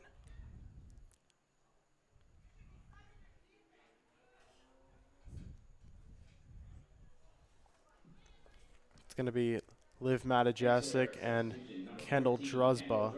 They're number coming 6, back on. Olivia It's Matajasic. kind of fitting that Pottsgrove they're substitution coming number on 18, together. Delia They're a tight Rodrigo. pair off the pitch, and they're making an appearance together right now here for Exeter. Getting a little confused. She she was getting subbed out, but then she was on the sideline. But no, they had to call her off there. No worries though. There's Matajasic getting a touch on it. I honestly thought she was just gonna walk around the track. Yeah, no, I thought she was gonna. I was like, that's a little bit of a long way. Well, it looked like she wanted to ball run or something, but I'm not sure many all-county varsity players are going to be ball running. And I think we're fully staffed here in the ball running department, and they've been doing a pretty great job this game. So major Hey, shouts out to them. shout out to the ball runners always. You know, You they're the unspoken heroes of these games. Many they're a part of many of the unspoken heroes of Absolutely. these games.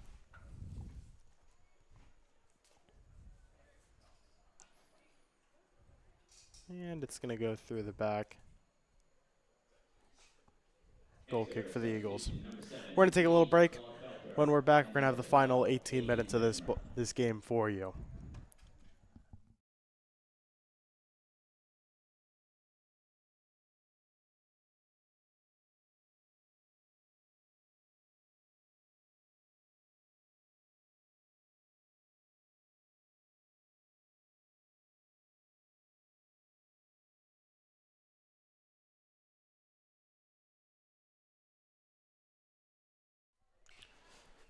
We're back here in Exeter, and the Eagles trying to get something going, but Pottsgrove not allowing them to.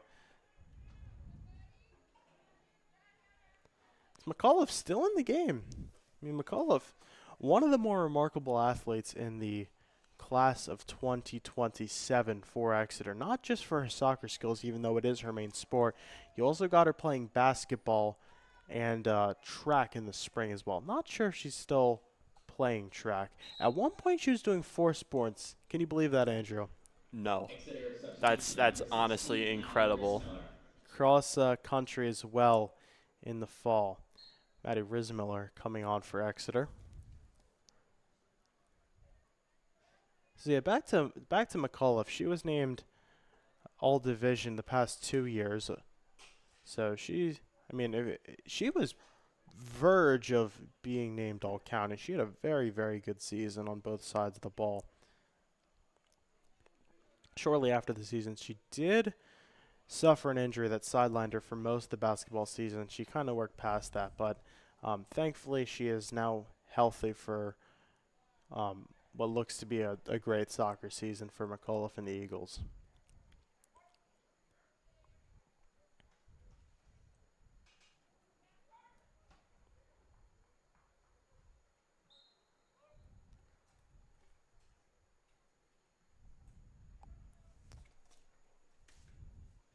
$16:36 left to go in this one.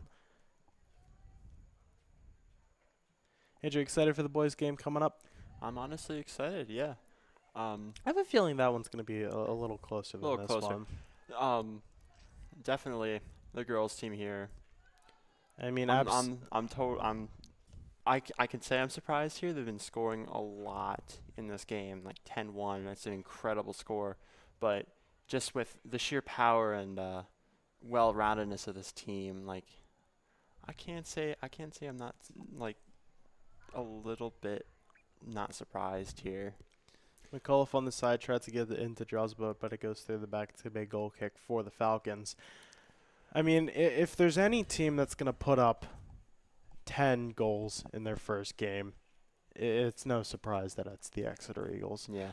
And the boys' team isn't too bad either. Not at all. I mean, they've finished below 500 the last couple of seasons, but they've been working. They've been putting in the work, and I definitely expect them to make the county playoffs, hopefully have an above 500 record, and we'll see what they can do. I mean, Berks County for both leagues is wide open because last year was Wilson for the boys, they lost McFadden, and the girls, like we were saying earlier, was Governor Mifflin. They lost a lot of key pieces as well.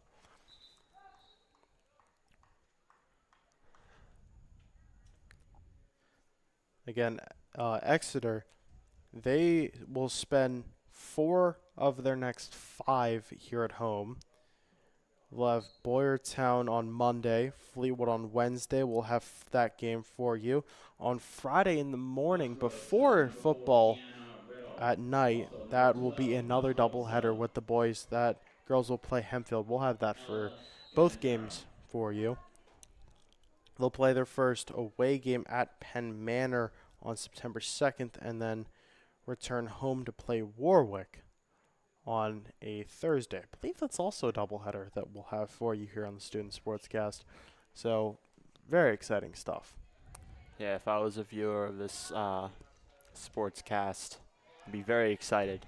This is looking out to be a great season. And we are very glad, obviously, in the spring we had baseball, and that was audio only, but we're bringing you video now. So, some exciting stuff here at the high school. Shout-outs to DroidCam. DroidCam, yes, we are using DroidCam OBS. So, for some reason you're trying to start your own broadcast, you know what to use. It's officially recommended by Adam Cooke Journalism. You know it, Andrew. Again, just a reminder to viewers, stay tuned for the boys' game. You do not have to leave. It'll be on this very same link, this same live stream. And we'll have that for you at 6:30. Nice opportunity for Pottsgrove, and Albu gets a hold of it. Elliot Varga, the freshman on the right side, puts a nice spin on it, but just doesn't quite find someone to strike it in, does she? No, but it was totally a great attempt here.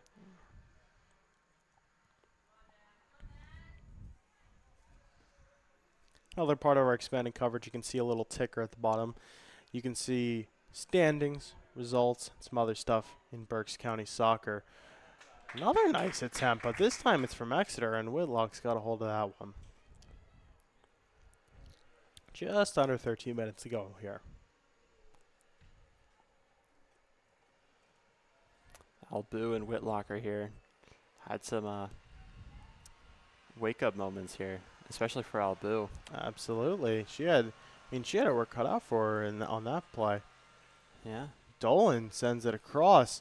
Who's going to take it? It's going to be Pottsgrove coming down with it. Dolan's pass just a little short. Trying to find a man. Not able to do it, but coming in quickly again, Exeter. That's Flood on the far side. Pretty heavy tackle there, but great sportsmanship from Exeter there. Absolutely. Pat on the back there, making sure that Pottsgrove player was okay. Hey, pretty. This game we've got some great competition. Two teams that have showed respect to each other, respect to the refs, and this is going to be contested on the right side. Pottsgrove, it's batted off. Hey, Pottsgrove's had some very nice chances here. Yeah, but only one it was able to go in the net. That was Elliot Varga again, the freshman. Could be seeing a little bit from her. In the boys' game, we'll be talking a little bit about their freshman contributions, not only last year, but we have a freshman starting for the Eagles in their first game. And here's a chance for Exeter in the back of the net. It goes. Goal for Exeter, number 11. It is a remarkable 10-score game for the Eagles. Yeah, Exeter just found. Number 12, Hayden Bessemer. And there's Bessemer's first of the season. So a whole slew of just scores for everyone. Yeah, now we have a 10-point game. And Bessemer there was just able to find that top corner of the goal there. Yeah, that was a really nice shot. Very well placed. Clodfelter on the assist. That's our second of the game. Clodfelter having a nice little game here as well, the sophomore.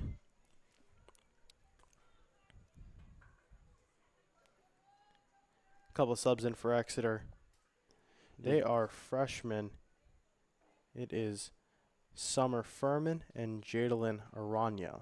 And you can see there on the side of the track there, I believe that's the varsity boys team. That is the varsity boys team coming in. They're pink. They're hot pink shirts here. Absolutely. Got the girls in their hot pink cleats. I mean, some of them at least. And then the boys in their hot pink shirts. Another shout I want to give, Matt Eschnauer, boys head coach. We'll talk about him and his success at the helm with the Eagles. But he's been, very instrumental in helping set this broadcast up. Same thing with head coach of Exeter girls, Milt Scholl. And we talked about him a little earlier. Great guy, and he's been huge in reshaping this program here at Exeter. And I mean, just the amount of talent. I mean, when you have that amount of talent, it makes it easier when you have 0 holes in this lineup. Yeah, Scholl's got to be a happy coach with his team. And maybe he can win his second state championship. Will be hard in 4A, though.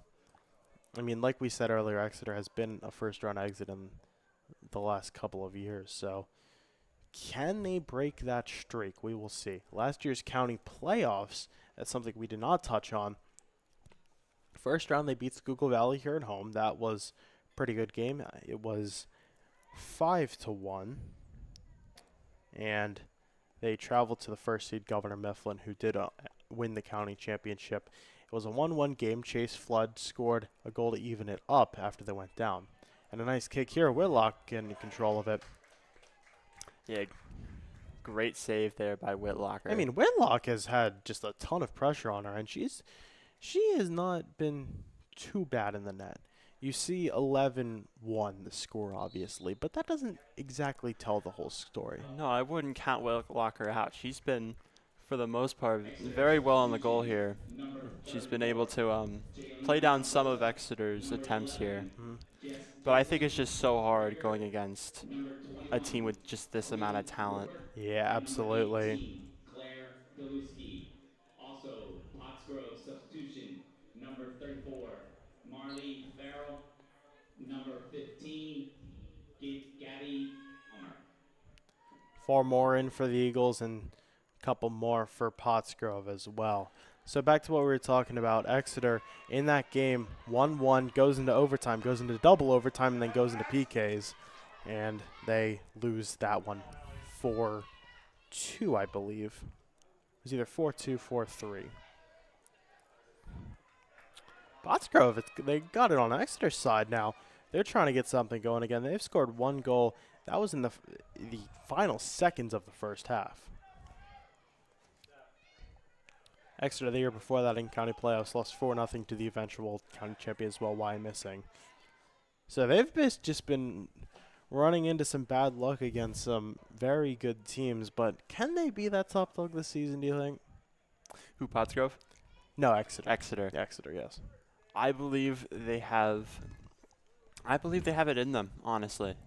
You have a team with this amount of talent. And they're motivated. Motivation here. Very well coordinated, too. It's been a minute since Pottsgrove has had a corner kick. That was taken by Sophia Singleton. And it goes out of bounds, and throwing it back in, that is Hayden Peischer. Circling back to Exeter here, it's just the perfect storm, I'd say, this season. Yeah. The conditions are set, and they just have to execute. Absolutely does hurt to lose your goalkeeper, but you have everyone else improving. And that's great to see as well. And Albu definitely has been doing very well here in the goal. Oh, absolutely. He's only allowed 1 so far, and that was just a little slip up, so.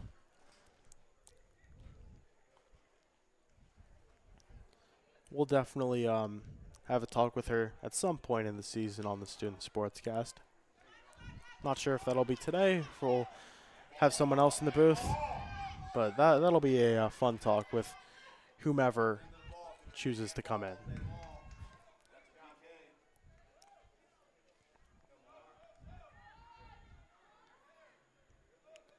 And Albu, not much trouble with that one. Kick taken on the left side by center midfielder. That is Marley Farrell. Yeah, very, very nice kick there from Farrell, but that was straight to Albu, and she was right there for it. Something I find interesting, Andrew. No number 1 on this Pottsgrove team. I'm not even sure if they have a backup goalie.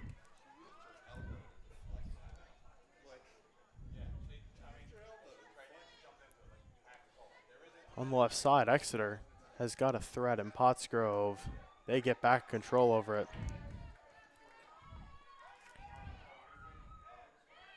That's Aranya.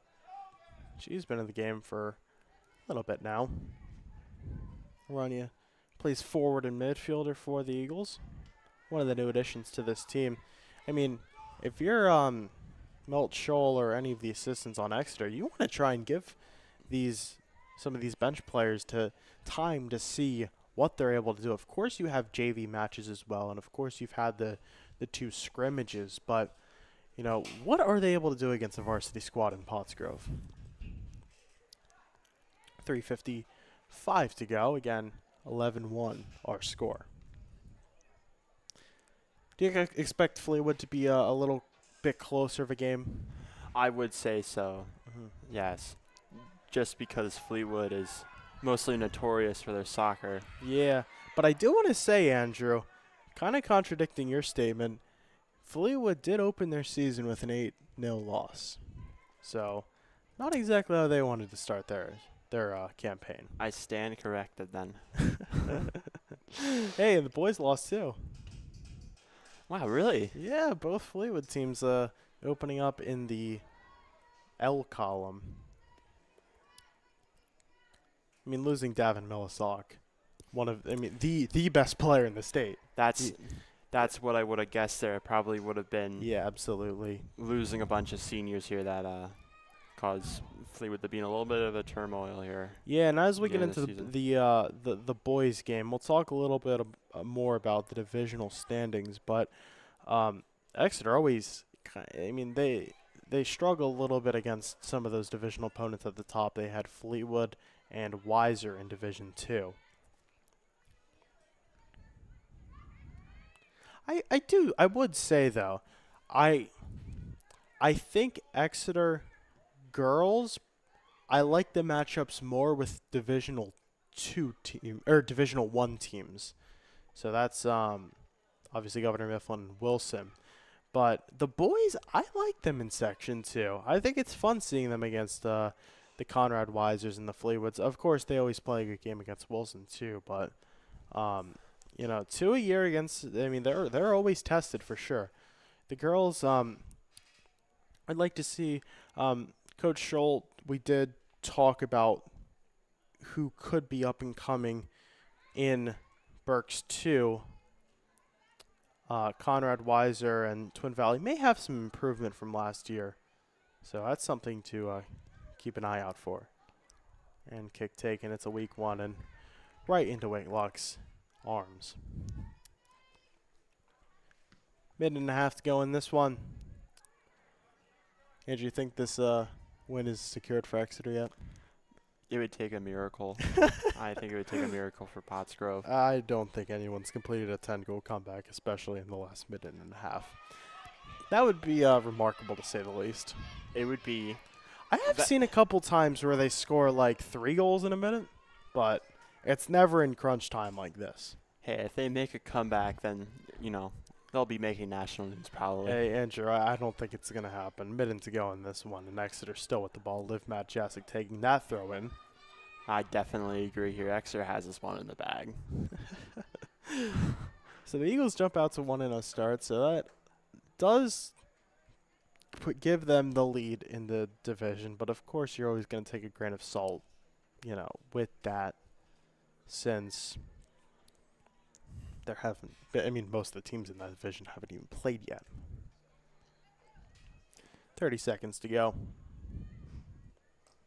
Yeah, it's definitely early in the season, but Hey, anything can happen.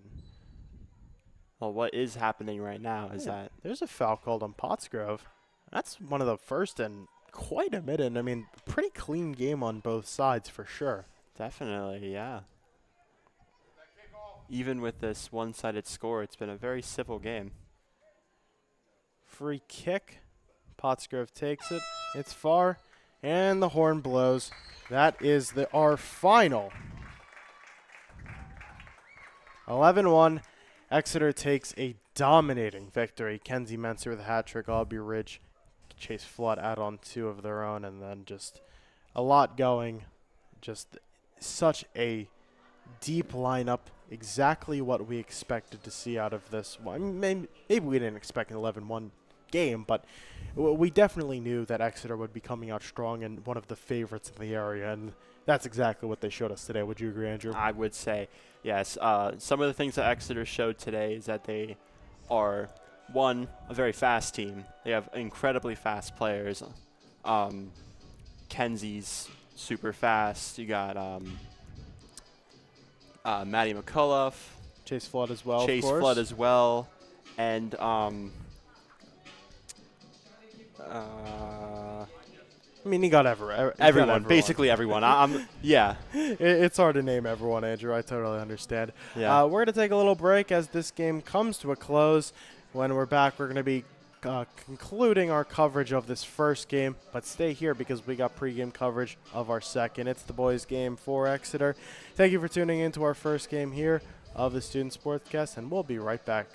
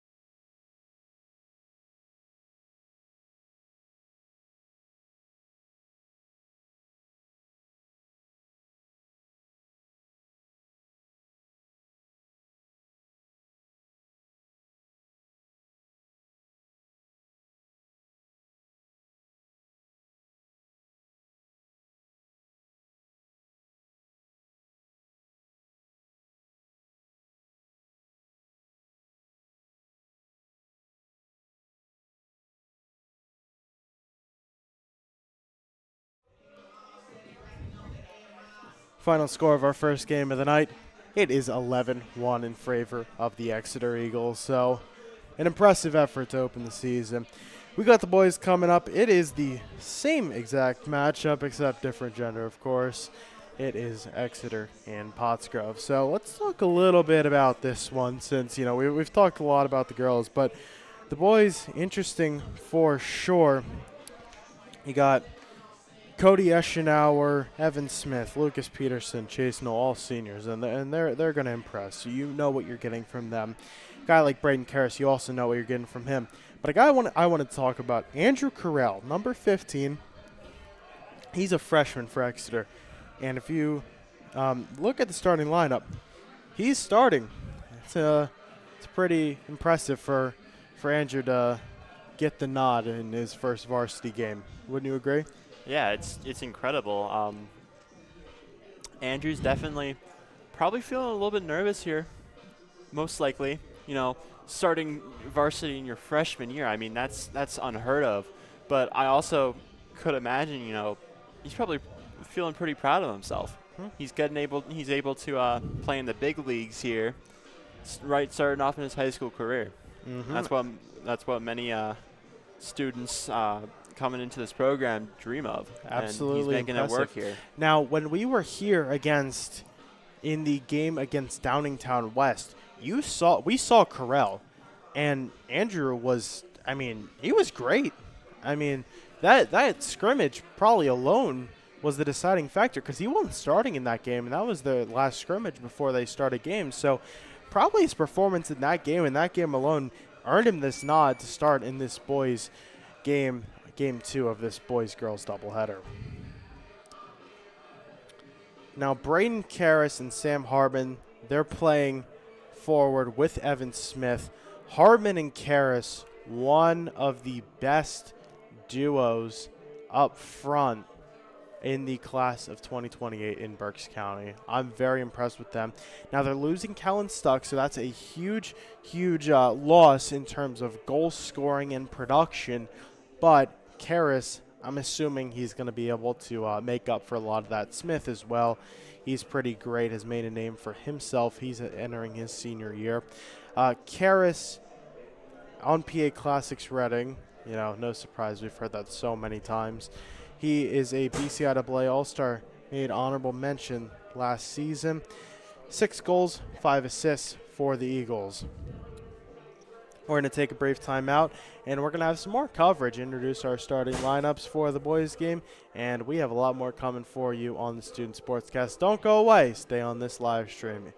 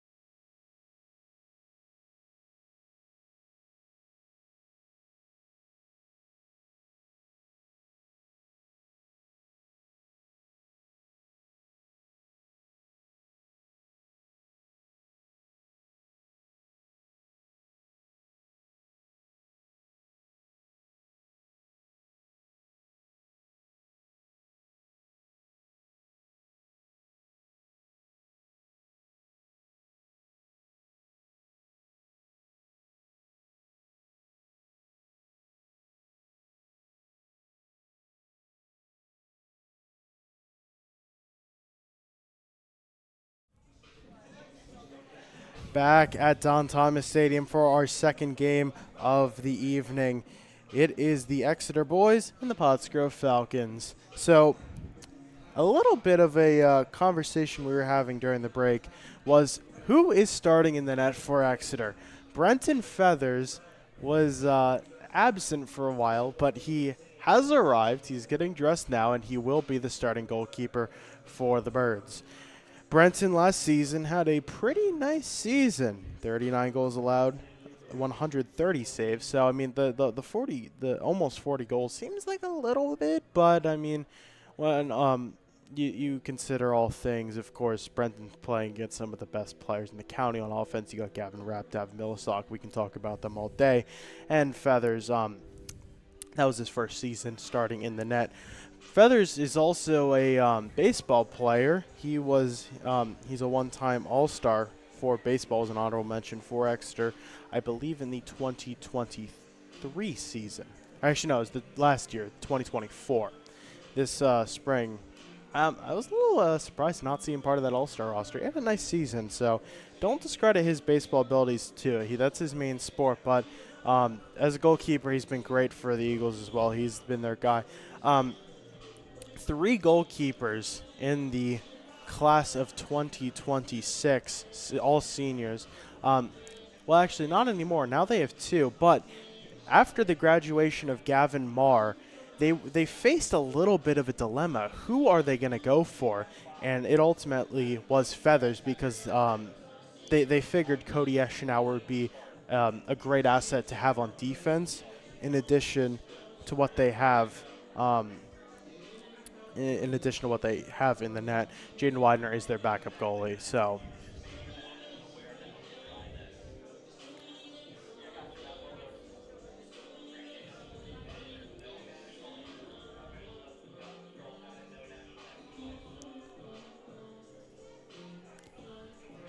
all right, something else we wanted to talk about. At midfield, starting for Exeter, it's number 4, Liam Dolan. He is entering his sophomore year, one of many sophomores on this team.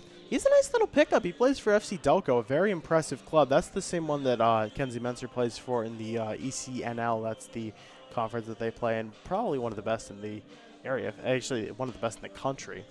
So, Dolan's transferring from Berks Catholic. Did not get any All-Star nods last year, but, I mean, I don't think that says much. Especially when you consider someone like Dulcie Lytle wasn't even all division. She was an honorable mention. So, but that's another example for why missing. But Liam, definitely expect him to make a contribution. He's starting for Exeter at midfield. On defense, you have Lucas Peterson, Landon Campbell, Cody Eschenauer, like we were talking about. So, yeah, definitely exciting for the Eagles. And yeah, now that we're heading into this boys match, the weather totally hasn't broken. Being it's amazing cooled down. here. It's cooled down a little bit, but it's still very nice.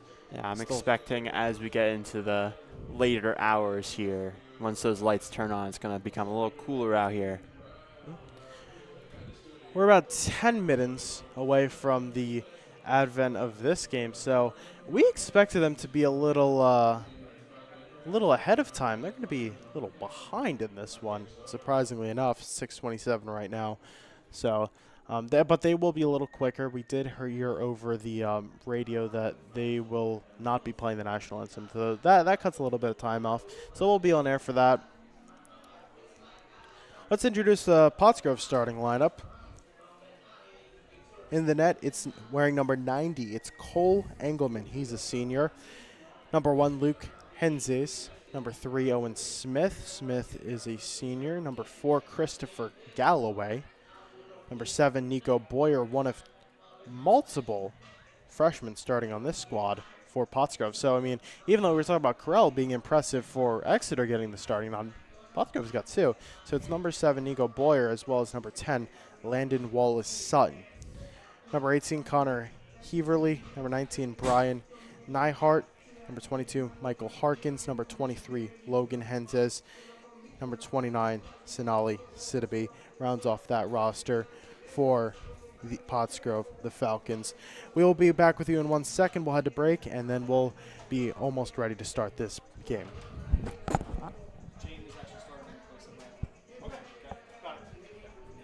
Thank you. Thank you. Jane is starting. Wow.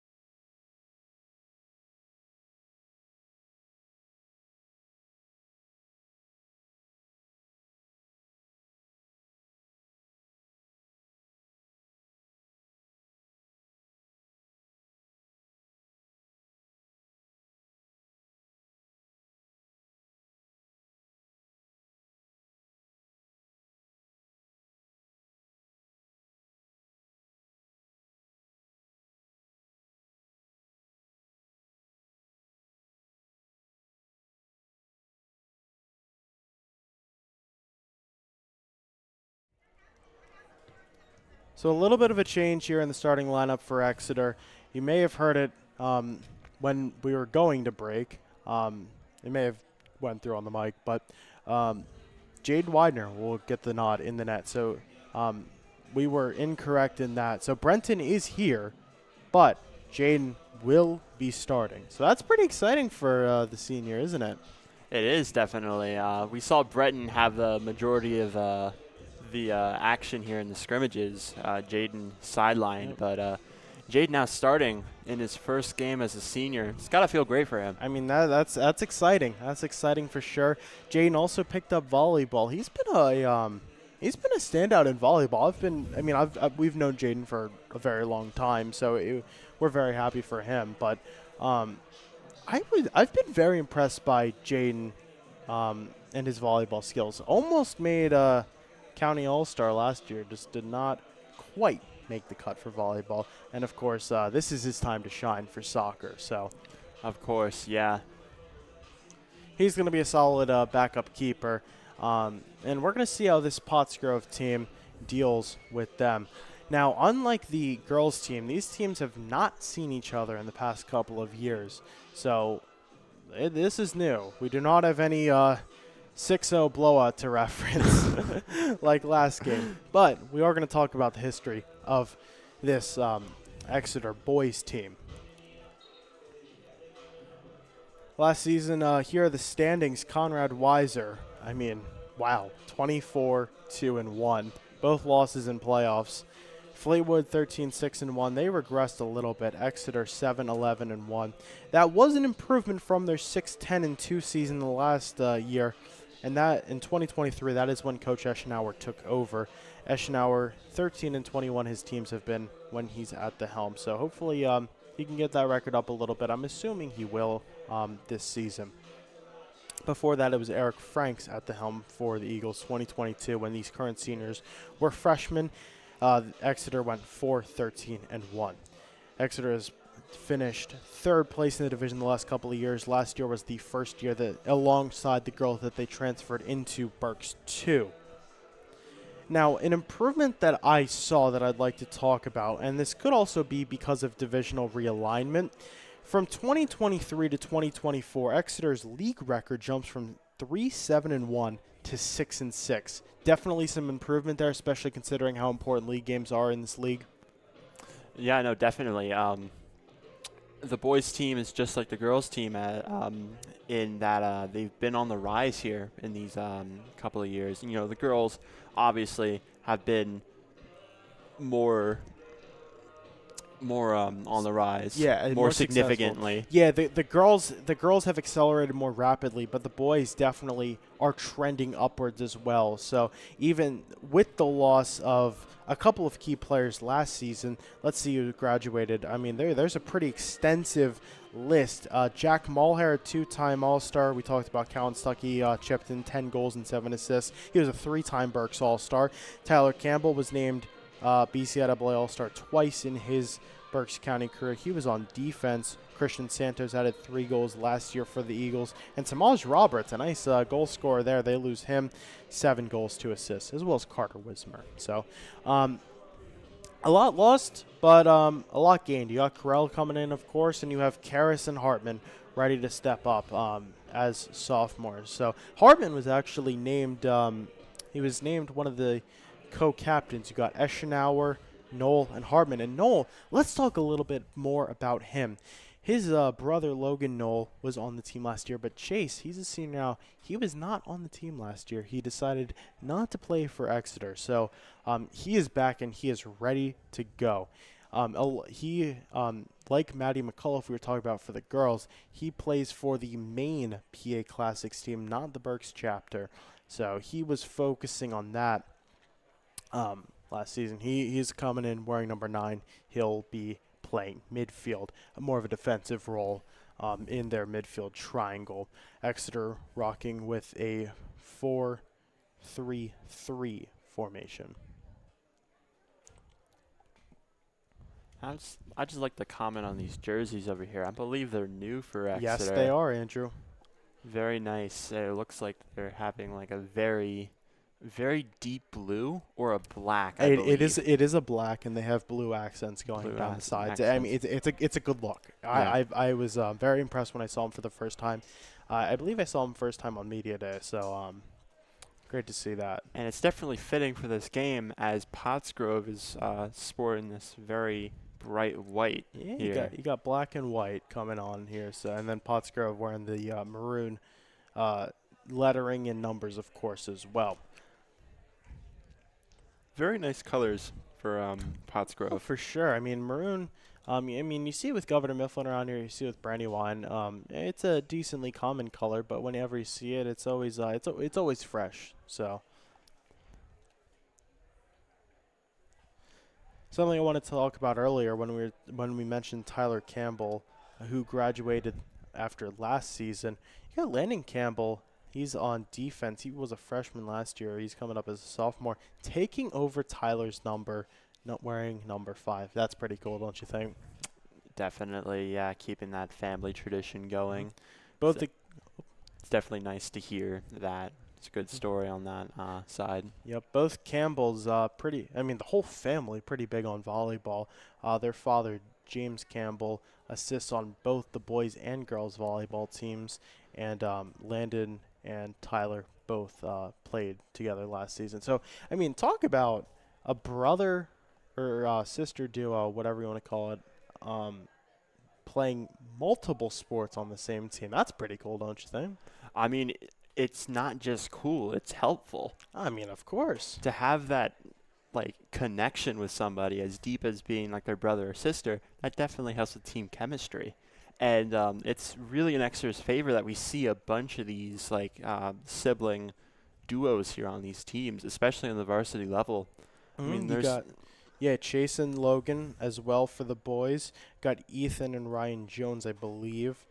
I mean, you got a ton, and you got a ton between the boys and girls teams. You have Dolan, you have Landon Putt, who is related, of course, to Cadence Putt on the girls teams. We're getting ready for the starting lineups to be announced here at Exeter. We're going to take a brief break before the first kick. Thank you for tuning in to the Student Sportscast. You don't want to go anywhere.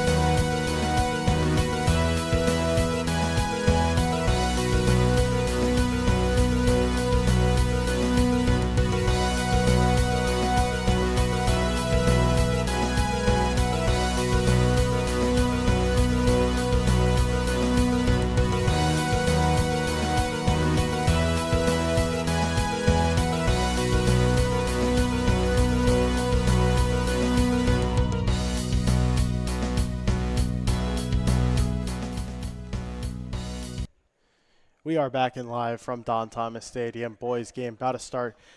Big shout out to Mr. Knoll on the mic. He's taking over as the PA announcer for a couple of games. Ryan Thomas, father of Liam and Jacob, will be doing a couple of games as well. So, I mean, like we were talking about earlier, PA is not an easy job. I mean, that's what I did for the boys team for the past couple of years. It moved into this role, and I'm very happy to put a spotlight on some of these incredible athletes, both boys and girls. So big thanks to the boys soccer team, by the way. I mean, they are the reason that I love soccer.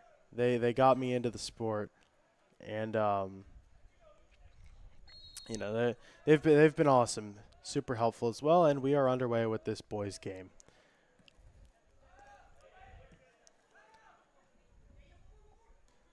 Again, Jaden Widener making his first varsity start in the net. Peterson laying on some pressure there. Lucas is quick. He's a track runner as well. Liam Dolan getting his first kick of the season right out to Karras. Karras coming quick on the right side.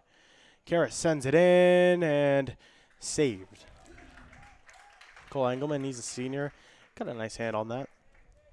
Yeah, very good save there by Pottsgrove's goalie there. Absolutely.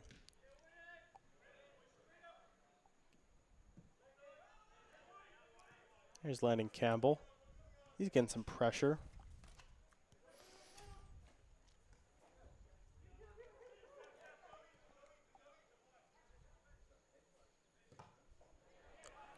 Oh, wow, that kick, Eschenauer sent it and goes right off of the forward, Sonali Sidibe.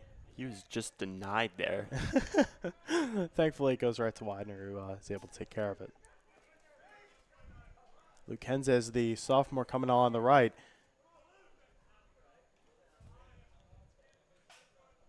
There's Carell.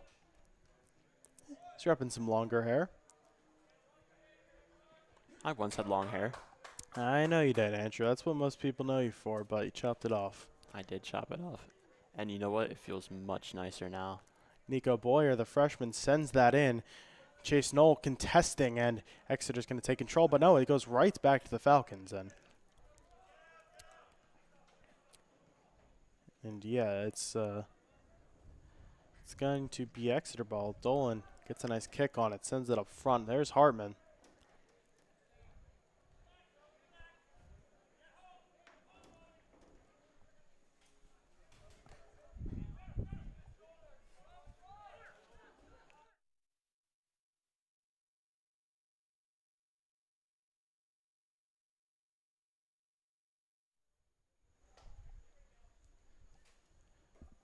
Pottsgrove laying on the. I mean, they're starting. They're starting pretty hot on this Exeter side, wouldn't you agree, Andrew? Yeah, honestly, they've had a bunch of attempts here on Exeter's side here. Definitely not the pressure Exeter wants to see here in the beginning of the game. Yeah, but Exeter's got to lay on their own, and here it comes. There's Evan Smith. It's a one-on-one. Is Smith able to give Exeter the lead? Goal! Evan Smith gets Exeter on the board. Smith just rolls that right over Pottsgrove's goalie there. Found the edge of that goal there. Blazing speed, too, rocking right towards that goal there. I mean, that is a great sequence, and Evan Smith, the first goal of the season for the Exeter Eagles boys. It must feel great for him. Absolutely. Smith had a nice year last year. He's wearing number 6. Had 2 goals and 3 assists, but I'm assuming he's going to take another step up this year for sure. For sure.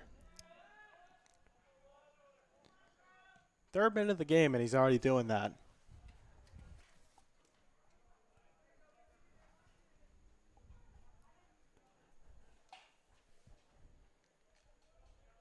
So 1-0 our score.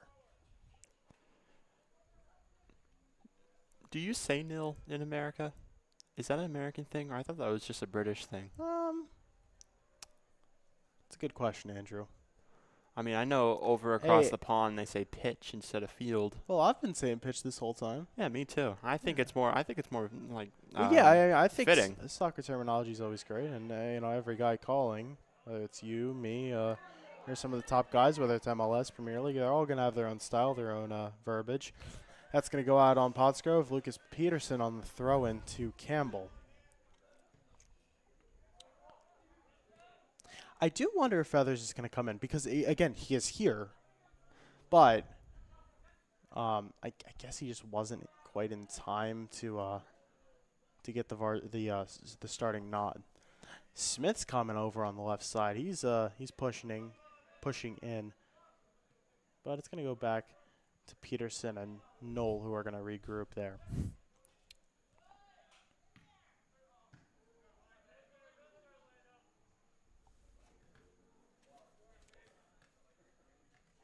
Out on Pottsgrove. That's deflected off of Sidibe.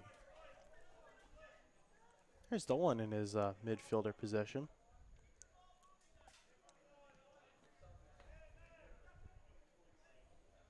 Ethan Jones also starting on varsity for the Eagles. He's a junior. Plays on Reading Rage Surf. A few other Exeter boys playing for the Rage. Bobby Marcantonis, Keegan McCarthy, a few names. Quinn Violin.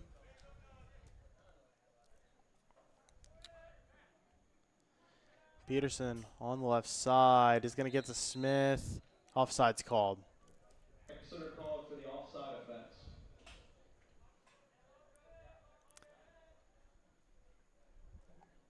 Again, Son slated this out. What did we say? About 7:20. So we're getting a little bit of shade here. You can see. Yeah, the shadows are definitely creeping in here. No worries. I'm assuming the lights are going to come on in a couple of minutes. Here comes the kick from Engelman. Sends it around to the midfield.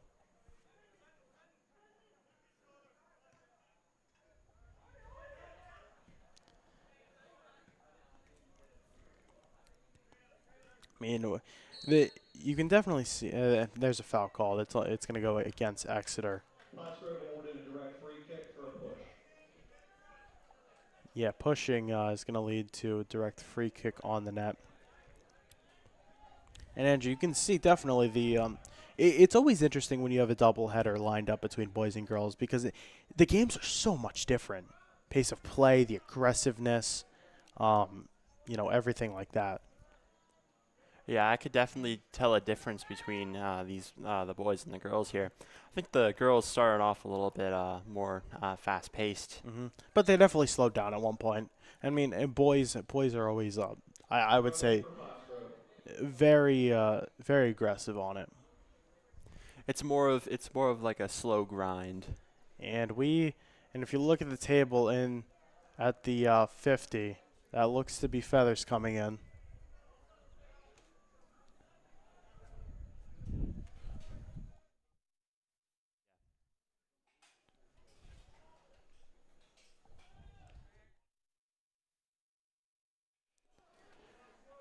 Exeter still laying on pressure on the defense of Pottsgrove.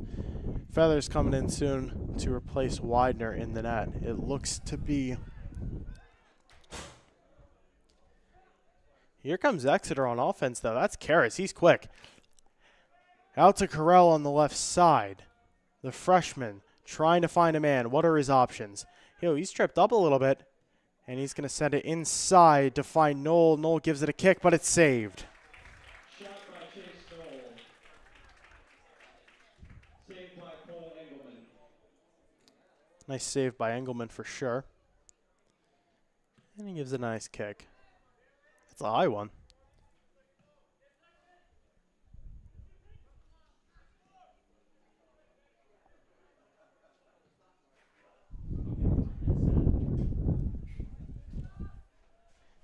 And we have a guest coming in the booth here. Aubrey Ridge. She's about to hop on the mic.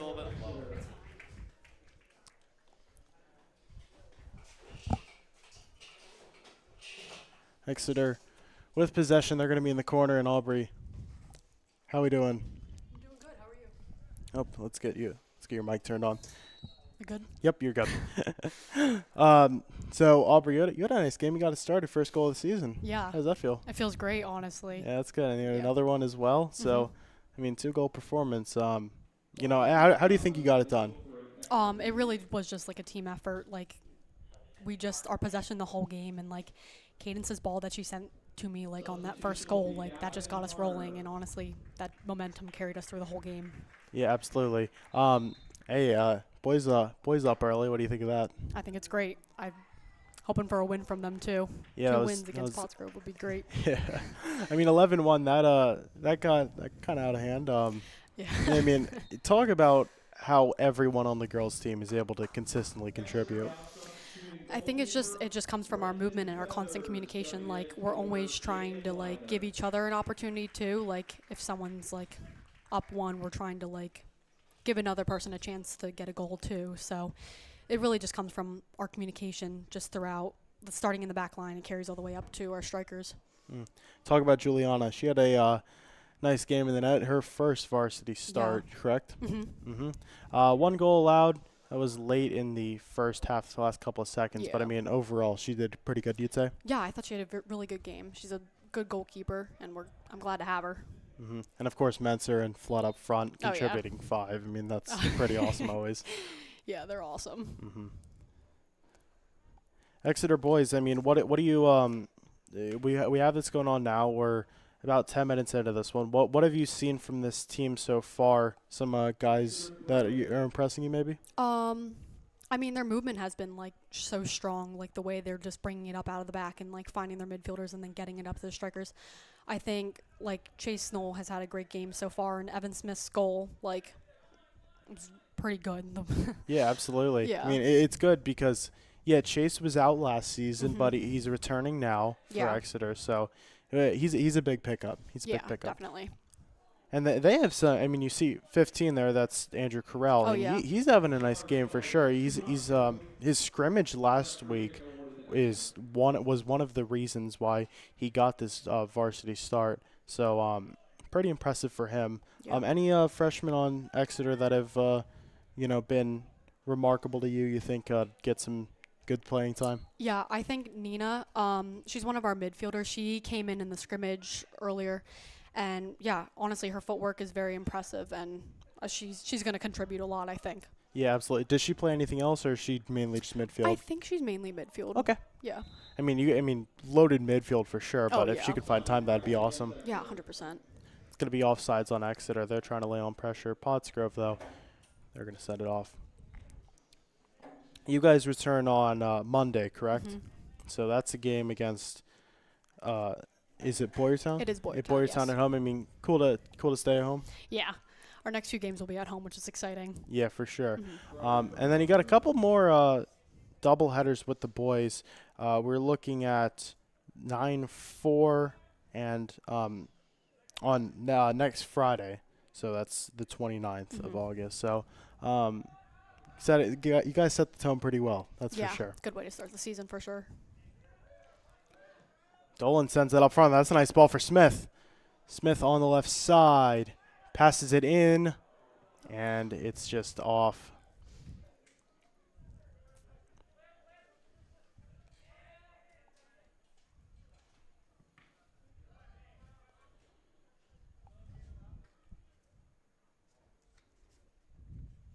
So we'll have you guys against Fleetwood next week. Yes.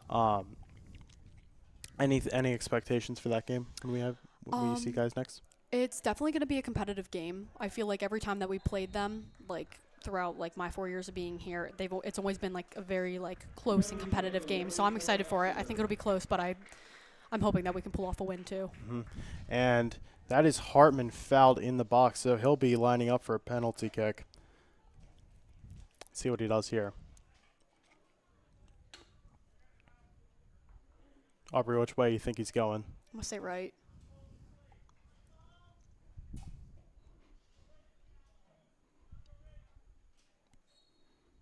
Hartman lining up. Oh, And that's why you're not a goalkeeper. And there's the second of the day for the boys. Sam Hartman, his first goal of the season. And actually, I believe that's his first of his high school career, so Oh, pretty wow. cool moment for Hardman. Mhm. That number could be wrong that I got, but that is pretty awesome moment. We got just about 28 minutes left. We're gonna fix that on the scoreboard. So, also, I think something people were wondering as well. How's the turf?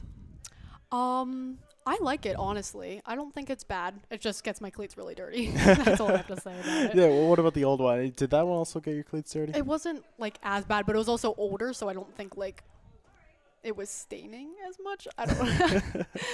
Yeah, fair enough. I But- mean, I remember we were here for senior sunrise on Thursday, Mhm. and they definitely got dirty, but it was Oh, cool yeah. to be out here. So Oh yeah, for sure. it just sucks that event got canceled. Hey, speaking of senior, I mean your senior year. I mean that's kind of crazy, isn't it? Yeah, I can't believe it. It hasn't really hit me yet fully. I think it will soon though. Yeah, absolutely. Aubrey, we're gonna let you go. Thank you for joining us in the Yes, booth. thank Great you for having performance. me. 2 goals to open the season, and sure we'll be hearing your name a lot throughout the rest of the year. Hope So, congrats on the win. Thank you so much. Yep.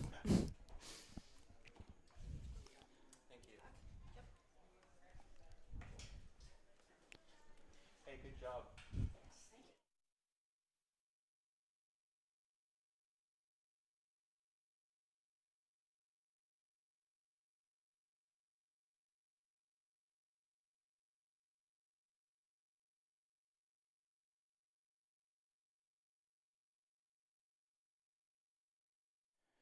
So we got a free kick coming for Pottsgrove. The call was a foul.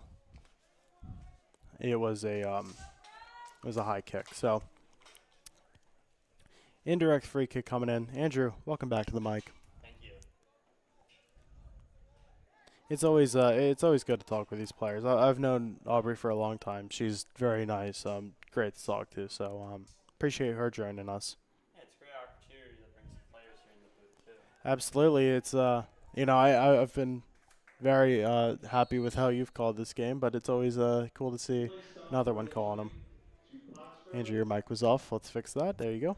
My mic is now on. I'm not silenced anymore.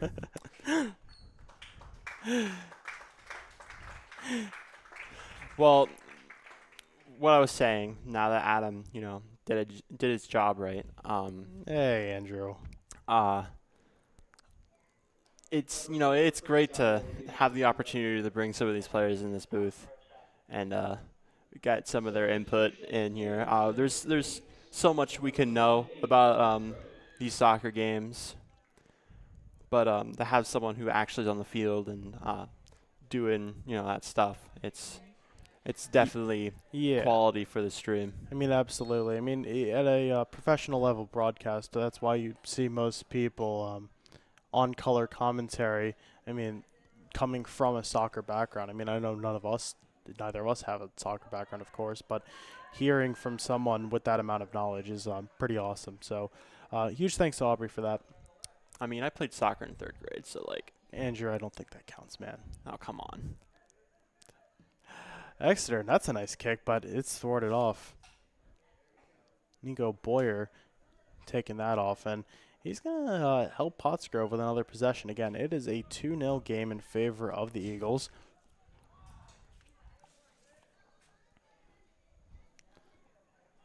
Have a little bit of an inconsistency with the scoreboard, so we'll get that fixed for you. And tripped up is Hartman again, and another free kick just outside of the box. Pushing foul against Pottsgrove, direct free kick for Exeter. It's going to be direct for them on the free kick. Pottsgrove seemed frustrated after that one. Yeah, but I think it was the right call on the foul. Knoll will be taking it.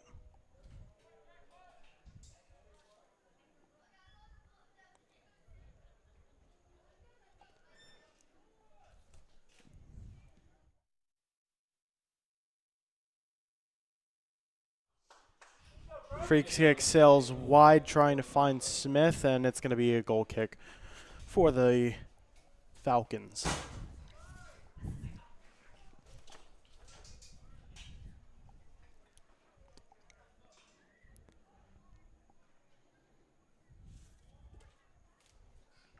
Andrew, what do you think about this game so far? Are you impressed with how Exeter's playing? Yeah, honestly, they've gotten 2 points here up on the board. They've had some great chances here. Definitely, less action than what we saw at the girls' game.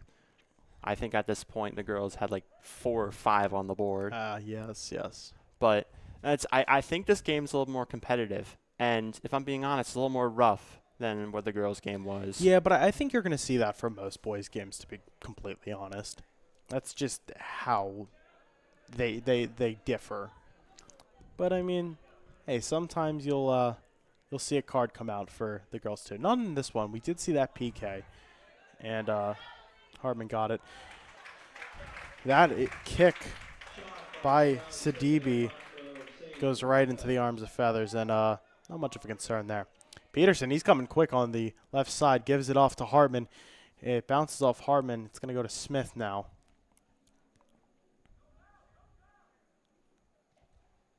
And throw in for Peterson. Exeter deflected off Pottsgrove.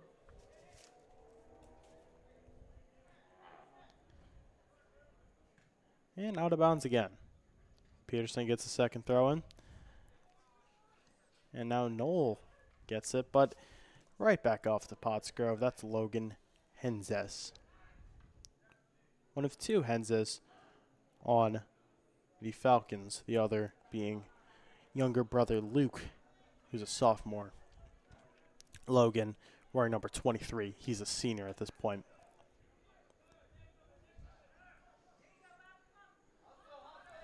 Here comes Carell on the left side. Carell off to Hartman. Who's Hartman going to give it to? It's blocked. Nice positioning by Owen Smith. Yeah, they trapped him in there. And tripped up is Campbell. And Exeter throwing for Pottsgrove. Pottsgrove's going to throw it in.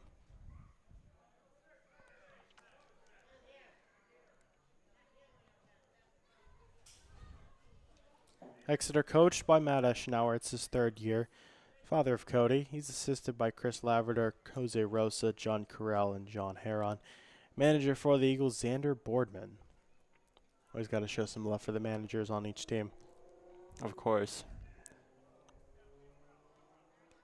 I talked with longtime Y missing football head coach Bob Wolfram, and he made sure in the video we're filming to give props to his manager. So they love him. You were the manager for the Exeter baseball team, I weren't you? was. Yeah. I was doing that for during my sophomore year, so 2 years ago now. So you definitely should have some, insight how being a manager is. Yeah, I mean, and I think I had a little bit of a different role than a lot of the team, or a lot of the managers, because a lot of them just do scorebook, and that kind of stuff, and just get stuff. I was more of the analytical side of baseball. There's a nice kick. It just goes wide right for Dolan. That's his first shot on goal.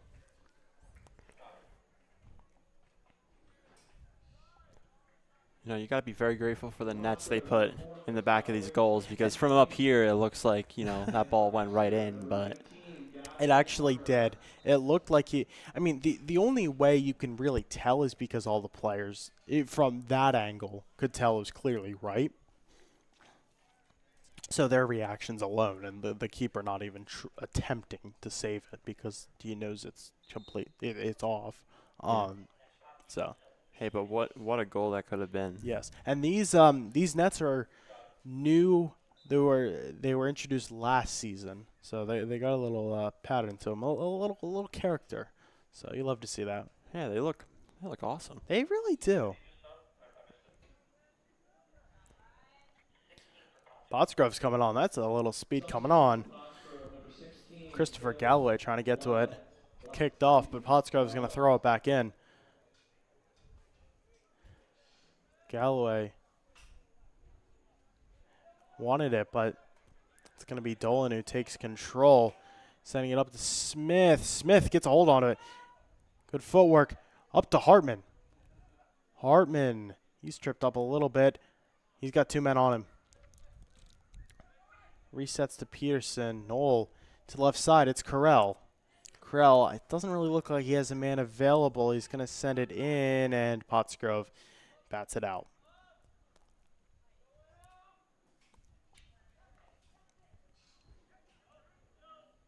Ball takes a little tumble there, and now it's going to be Pottsgrove ball. Here they come at the 50, and not much going for him. Throwing for Exeter around the 10.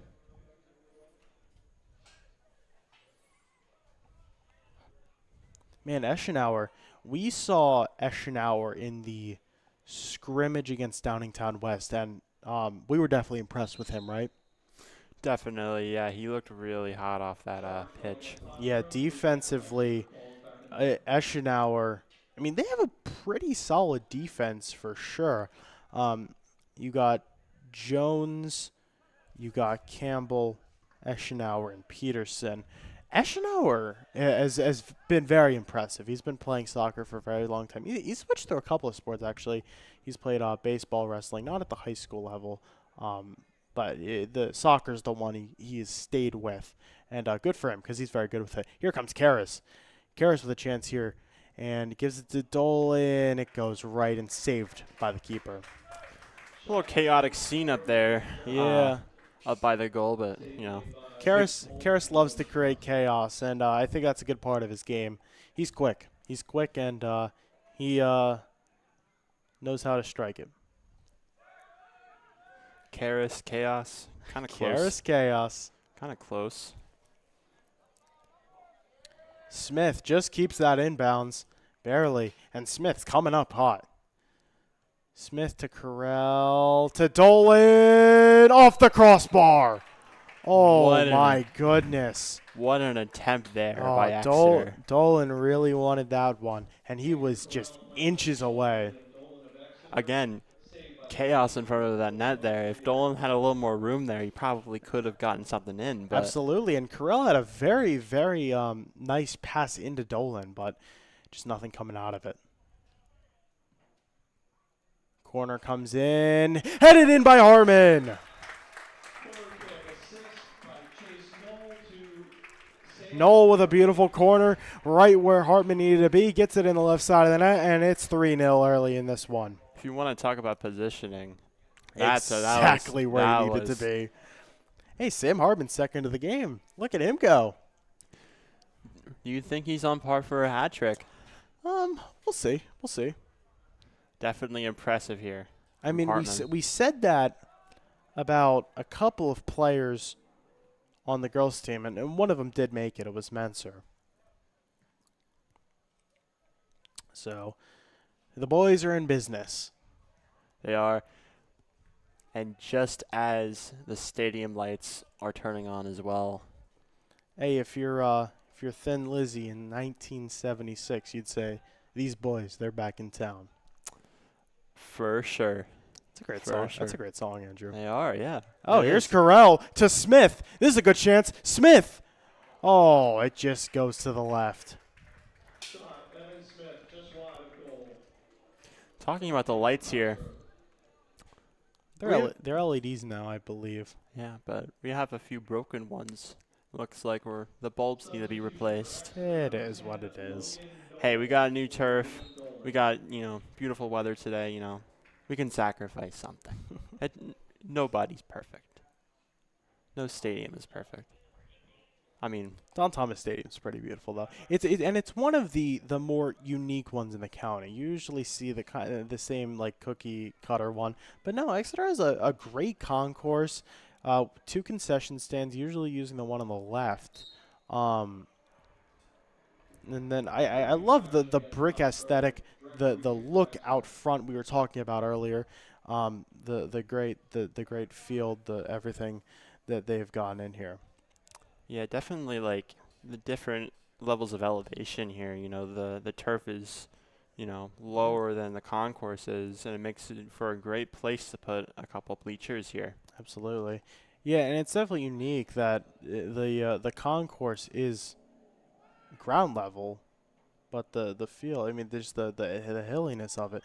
Exeter with a nice chance on that free kick, just not quite able to get it.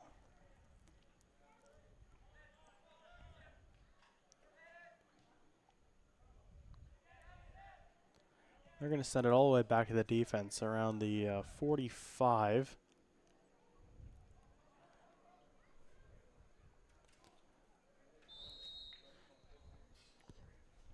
And foul is called. Tripping call against Pottsgrove. Direct free kick for Exeter. There's definitely been more fouls this game than Yeah, than oh, girls. absolutely. I would say even so far, we got 14 minutes left in the first half, and there's already been more fouls. I mean, it just speaks to the aggressiveness of this kind of game. There's the free kick taken by Knoll. No good. Couldn't quite find a man. Hey, we got Knoll's brother, Logan. He's repping number 10, the sophomore. Number worn, coveted number, once worn by Callan Stuck last year. Always fun watching Callan play. He was very good. He did go down with an injury at one point, which was an unfortunate slow to the season, but he did come back in time for the district, not the district playoffs, the county playoff against Conrad Weiser. Exeter ultimately fell 3-2 in that one. Callan scored a goal as well as Smaj Roberts. So they did go down 3-0 early in that one to a loaded Scouts team that was undefeated by that point. But they had a fight. They had a fight, even though They definitely did, yes. And then that was their last game of the season. They did not qualify for districts. Kick by Knoll just goes far. Chase Knoll, hot and wide. Substitutions for both teams. For Pottsgrove, Got a couple of subs coming in. number 18, Connor Heverly. And entering the It's match Connor for Exeter, Heverly Quinn for Violon, Pottsgrove, and for Exeter coming into the game for the first time, the sophomore Quinn Violon, wearing number 27. Andrew, something we were talking about before this. I always thought Quinn's last name was Violin. I don't know why. I would say Quinn Violin. I like that. Smith on the left side gives it out to Hardman. Hardman, can he find a man headed off of Violon? Obviously, it's not violin. It's violon or violon. But It's Violon, yes. yeah, if it was violin though, he'd be like a fish out of water on this pitch. stop the clock for a Pottsgrove injury. And we have an injury on the field. It'd just be like Yeah,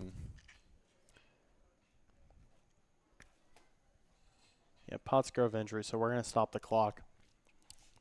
And we're going to take a little timeout while he gets looked at. Thank you for tuning in to the Student Sportscast, and we'll be back with the rest of the first half here on this same live YouTube channel.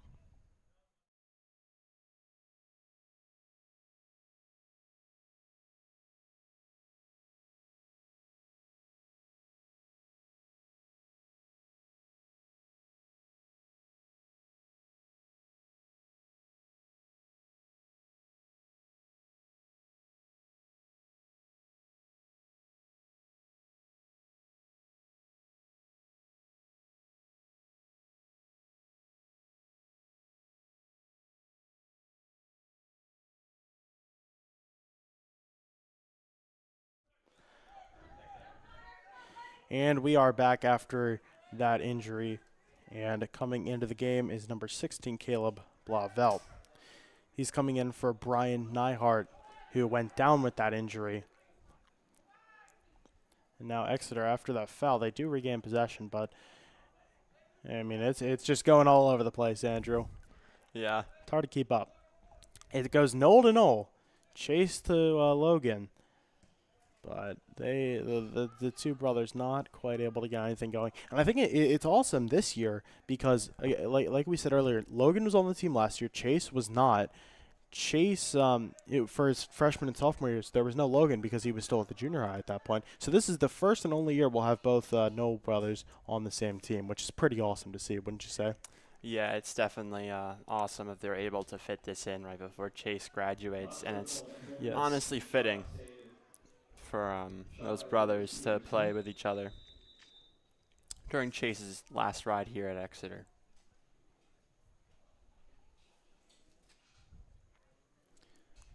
Substitution coming in. For Pottsgrove, it's the freshman Landon Wallace Sutton. I don't believe, interestingly enough, the boys soccer team, no collegiate commits, at least so far. I'm not sure if we'll see any, at least from this current graduating class. I know Chase, whenever you see him around in the halls, he's always repping his Maryland stuff, so maybe he'll be down in College Park NA. Maybe a school I'll be at too. Hey, you never know, though. You never know. It's on the list, I'll say that. That's a nice pass. Hartman, a little collision there. He wanted that and just not quite able to. Nice defense played by Owen Smith. He's been playing a good game on defense, wouldn't you say, Smith? He has, yeah. He's definitely blocked a lot of these attacks from Pottsgrove here.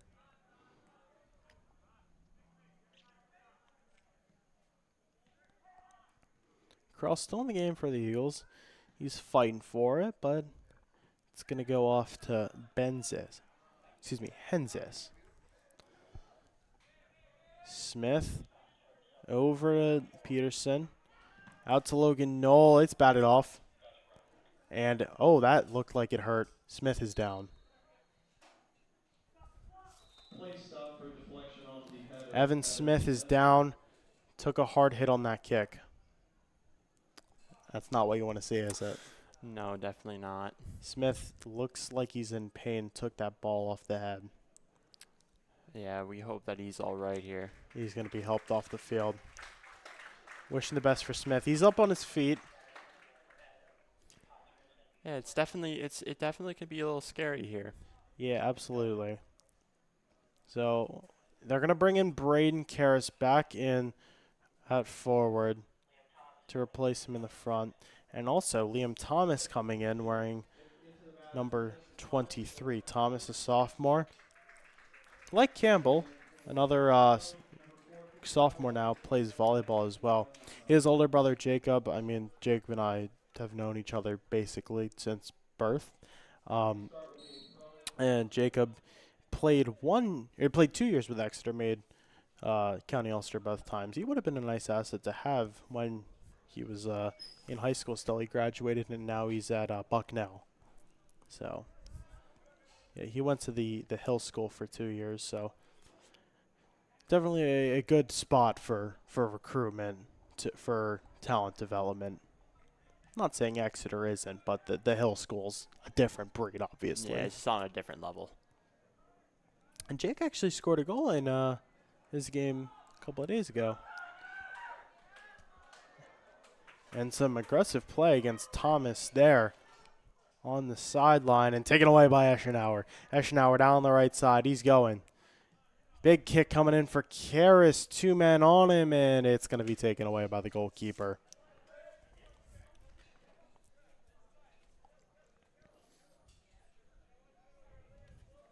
Clock at 7:40. Ethan Jones still in the game, having a nice, solid performance on defense. He's guarding against Sidibe. Sidibe's very solid. Oh, and Sidibe, he's coming across, and he's going to be throwing it in. Lucas Peterson sends it out of bounds. And on the right side, it's Henzes. Henzes tries to send it in, but Eschenauer, big kick down the middle, and we're going to reset to the midfield. We're right back to Pottsgrove, and there's Feathers. Feathers hasn't seen too much action so far this game. No, yeah. And when he does, it's pretty straightforward. So Yeah. Definitely has some opportunities to pick some turf here. it's good to see Brenton into this game. Thomas sends it up front. Nothing going for the Eagles. Out on Pottsgrove, it's going to be a throw-in for Exeter. 3-0, certainly a tough deficit to come back from. Wouldn't you agree? Yeah, but it's definitely more competitive than the game we just saw earlier. Oh, absolutely. Pottsgrove still has a chance here. Yeah. Pottsgrove, last season, they were 4-13-1. Season before that, 5-13.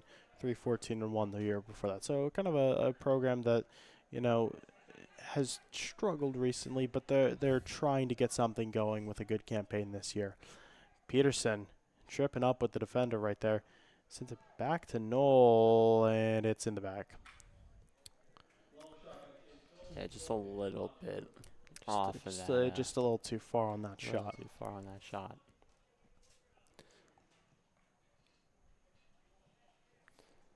A team that almost completed a 3-0 comeback. I remember it was last year. It was the girls' game against Wilson here at home, and man, that was a good one. Really wish we could be broadcasting the Wilson game this year. It's away, so it's not going to work out. But that was a really good game. Exeter goes up 3-0, and then that was all in the first half, and then all in the second half, Wilson just comes back soaring, and 3-3 in the last minute. Chase Flood, though, prevents the Wilson complete comeback and sends them home with a 4-3 game winner. So an impressive win for the girls over Wilson. The boys did lose to Wilson in their one matchup. That was also here.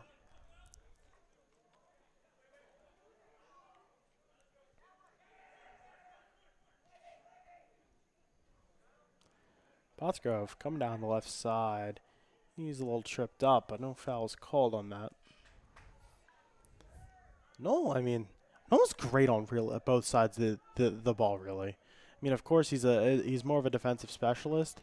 That's kind of his background, and he's more of a defensive-minded midfielder. But Noel is he's good at everything. I definitely agree.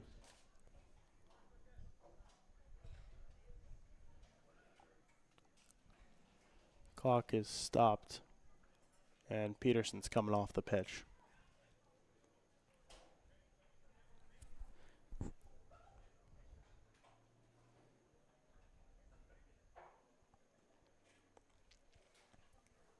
Now the sun's starting to set. Got a nice skyline. Yeah, we saw earlier, like the field was all covered with sun. Now it's all shaded. Yeah, absolutely. That's one of the most fun things about going to one of these games, especially on Friday nights with football. Just seeing the sunset and see how the stadium just slowly just fades to night. Definitely adds to the environment.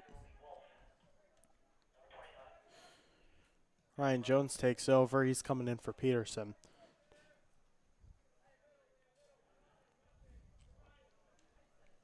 Jones, sophomore. He plays for PA Classics, the Reading chapter, of course.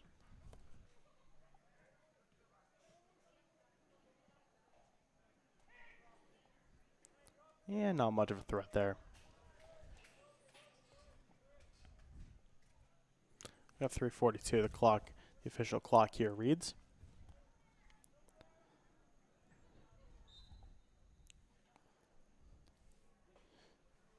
Danny Wolf is slated to come in this game.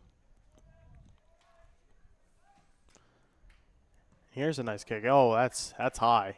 That is a high one.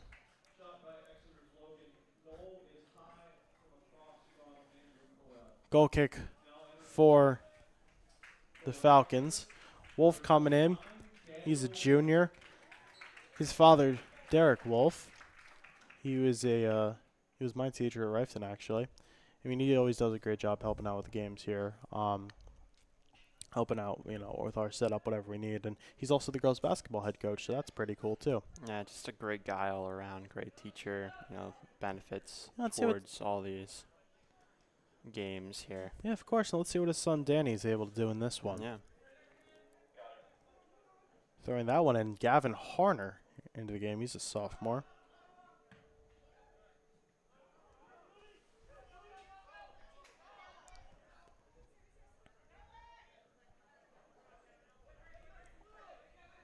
Sort of dropping back. That's Harner. Harner puts a foot on it, and it's going to go over the fence. Oh, that was kind of cool. And camera didn't catch that, but the ball bounced into the stands and then right back onto the field. So that's got to be pretty convenient for the ball runners right there. It's going to be Pottsgrove ball. Throwing it in is Nico Boyer. Andrew Zaniga is coming into the game for Pottsgrove. Good catch, Andrew. Yeah, that's why you need me. It's confusing, man. It really is. And they're so like close together as well. Absolutely. But then you have Pottsville. That's all the way up in. You have Pottstown, you have Pottsville, you have Pottsgrove. I mean, it's like, what are we doing? Yeah, but like There's a lot of Potts. Pottsville is like nowhere close to Pottsgrove and Pottstown.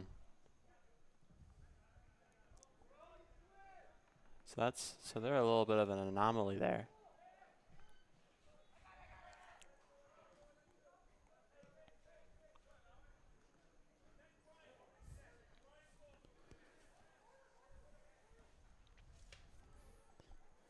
We got 1 minute to go left in this half.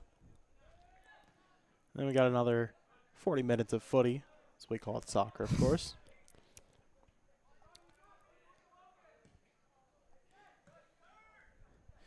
Andrew, what do you prefer?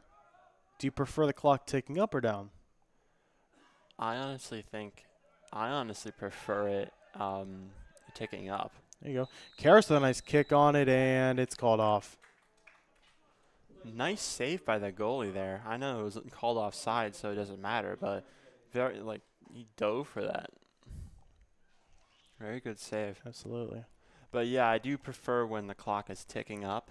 Totally agreed, Andrew. I think it's totally unorthodox, like compared to other sports where it's ticking down, but I feel like it just works. Mm-hmm. You have such a long game time here, such a long regulation time. Yeah, and I like the idea of added stoppage time. When I was doing a lot of Reading United games, that's the first time I was exposed to that system on a regular basis, because all of these high school games the clock is ticking down. And it's out on Pottsgrove. That's Ethan Jones throwing it in.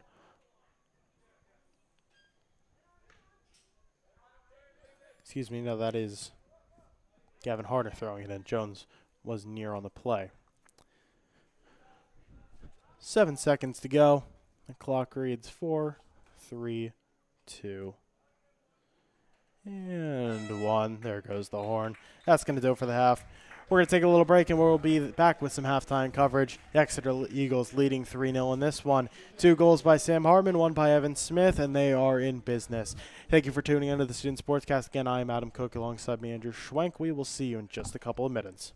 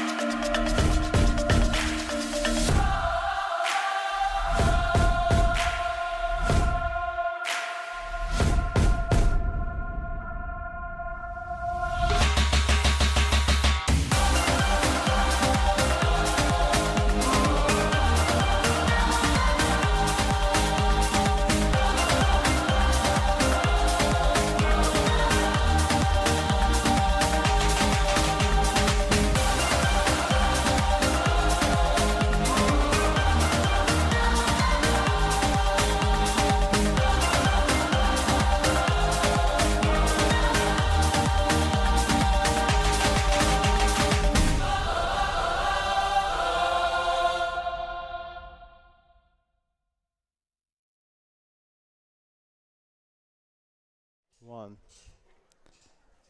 Exeter leading 3-0 in this one.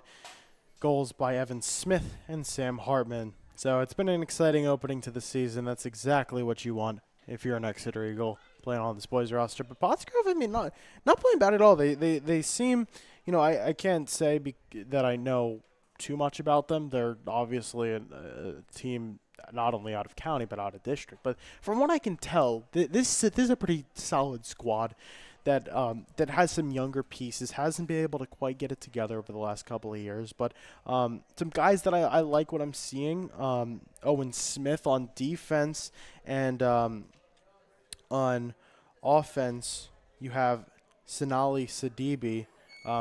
Goalie Cole Engelman having a solid game for sure.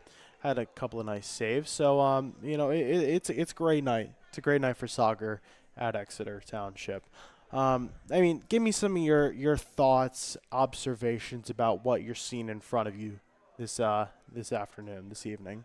So, I feel like this game, honestly, has been more of a slow grind compared to what we saw with the girls. Definitely more fouling. Absolutely. In this game, it's definitely been more of an aggressive vibe between these two teams here. I feel like Pottsgrove has been playing some pretty good defense here. I know that they've let 3 goals off of Exeter, but there's been so many attempts here by Exeter that have just been thwarted here. Yeah, Pottsgrove, there are a lot of good balls coming right in. Specifically, I like a lot of the movement coming from Hartman. Smith down with the injury, of course. I believe he'll be coming back on. It looks like he should be good to go. You see him on the sideline walking over there. But we'll see what happens with Smith. He's a great piece on this team. Karras too, when he's playing. He's fast, he's aggressive, he's quick, and as we were calling him earlier, Chaos Karras. So, I'd like to see what else we can see from Karras coming in this one. Got just about 4 minutes and change left in this halftime. Some games coming up for Exeter. We got Ephrata. That's coming up at home. That's going to be a little bit of a wait. It's going to be on the 29th. That's going to be here again at Don Thomas Stadium. They travel to Reading on the 2nd of the new month. 2 days later, they got Twin Valley. That is on the Thursday doubleheader that we'll have for you here at home. And the 6th, Conestoga Valley. That's a Saturday. That's another game we'll have for you. And then the 9th of September, a game to look out for. Good old rivalry, the Fleetwood Tigers. So that's a game. It is on the road, so we won't have it. But first matchup with the Tigers this season. Are you excited to maybe see what comes out of that? very excited, yeah. Fleetwood, they've been held up to this high regard in terms of their soccer team, and I'm pretty excited to see how this Exeter team will be able to face up with them. Yeah, and Exeter has struggled against them in the past couple of years. That's really not a secret. This Fleetwood team has been loaded. They've had multiple state championships. They have so much going for them. But Fleetwood taking a little bit of a step back. I'd like to see if this is the year that Exeter finally gets at them. Conrad Wise, though, I expect Conrad Wise to be very good. They still have some very, very good pieces. Did lose Rappin Malik. Rappin Malik, but they have Bari and a couple other guys that can still put the ball in the net and then also defend as well. Conrad Weiser, a great program and coached very well as well. So. Yeah, I definitely say the Scouts definitely are a formidable opponent here going into this season. Yes, and again, we'll have let's explain a little bit of the Berks setup for people who aren't quite sure on how it works. There's 4 divisions. It's split up by school size. Exeter for both boys and girls is in Division 2. So games between Divisions 1 and Divisions 2 will count towards league. So, and then 3 and 4 the same. And then, of course, interdivisional games will be counted as league.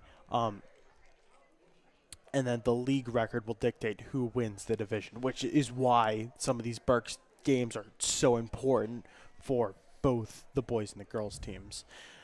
So winners of the divisions will all get into the playoffs along with the winner. So with a winner of the second place teams in 1 and 2 and 3 and 4, because Division 1 and 2 and 3 and 4, they'll all play one game against each other opposed to divisional rivals. They'll all play 2, one at home, one away. So say, for instance, Exeter and Governor Mifflin both play second in the division. If Exeter wins the regular season matchup, that's a playoff bid for them. So that makes up 6 teams in the 8-team bracket for the Berks playoff.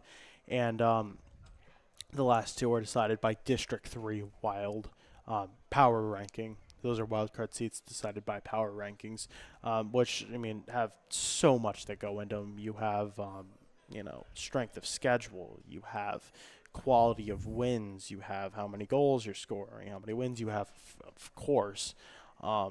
So there's so much to consider when it goes into that. Just one number that dictates so much of your season, and that determines not only the District 3 seeding and who makes it in, but also the county playoff seeding. It doesn't matter who, is making it. Who's making it is determined, and then from there they choose where they're seated based off of district power rankings. So very interesting system for sure. Takes a little bit to understand, and I hope I explained it well. Andrew, do you get the gist of how that all works by now? Yeah, for the most part. Yep. For the most part. Well, that's good. I'm glad I explained it well to you, Schwenk. Sometimes the best way to learn things is to just dive in head first. There you go, Schwenk. About to start the second half here in this game. Exeter leading 3-0 still. And we're underway. Hartman gives it off to Knoll. And, are you expecting Exeter to attack on a few more goals here? Definitely, yeah. They do have insurance here. They have 3 goals. Absolutely. But I could see Pottsgrove, sneaking up here. Sneaking back in. You score 1 goal, that changes everything. You score 2, and that's a game right there. That's really different then. So I'm seeing Exeter, try to tack on a little more to their lead here, just for safety's sake. Absolutely. Like we said with the girls, a 10-goal start is certainly a momentum booster. Yeah, that's just insane. Absolutely.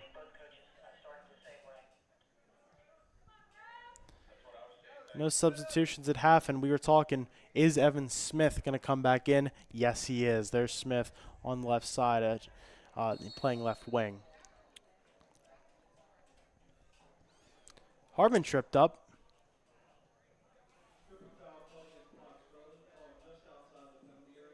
And just outside the box. That could have resulted in a second PK for Hartman and another. That would be his hat trick if he got it in. But unfortunately for the Eagles, still got a direct free kick, and he's in a nice position to send this one off. Yeah, he's just got to get it at the right angle here. Hartman trying to find a man. It's too far.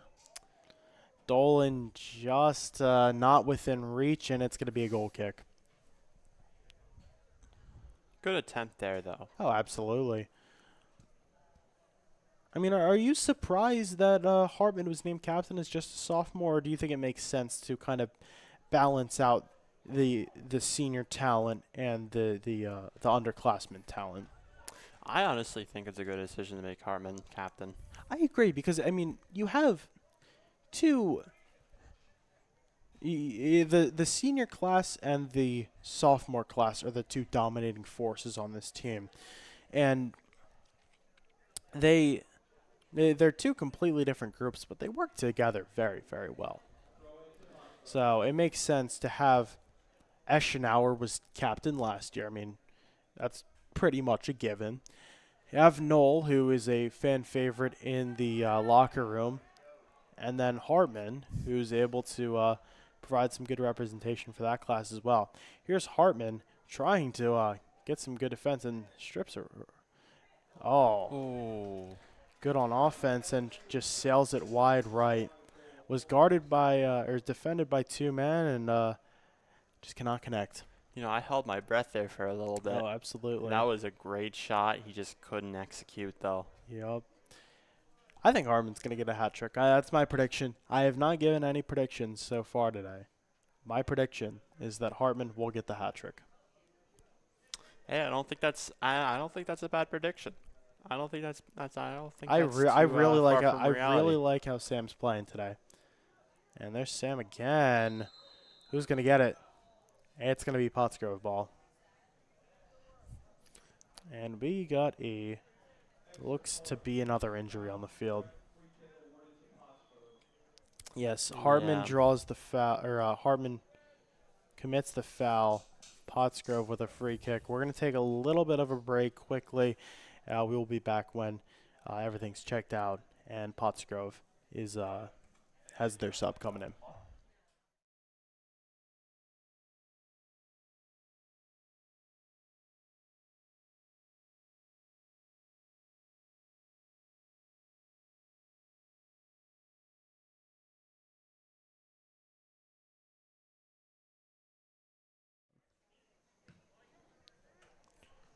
We are back. Everything is squared away.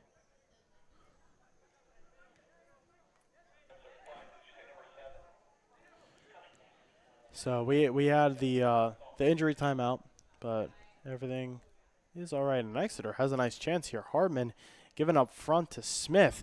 Karras coming in from nowhere, and Karras goal! Karras exactly where he needs to be. And what a beautiful sequence from Hartman to Smith to Karras to score. Yeah, Smith on that assist there found Karras up there, and he just snuck that ball into the corner of that goal there. An impressive effort. I mean, I frankly, I didn't think that was going in, but it did. No, it caught us off guard there. It was right there. 35 to go in this game. Exeter leads 4-0.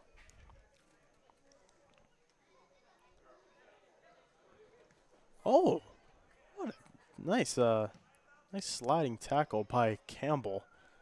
Gets that ball in Exeter's, I wouldn't say hands, but feet.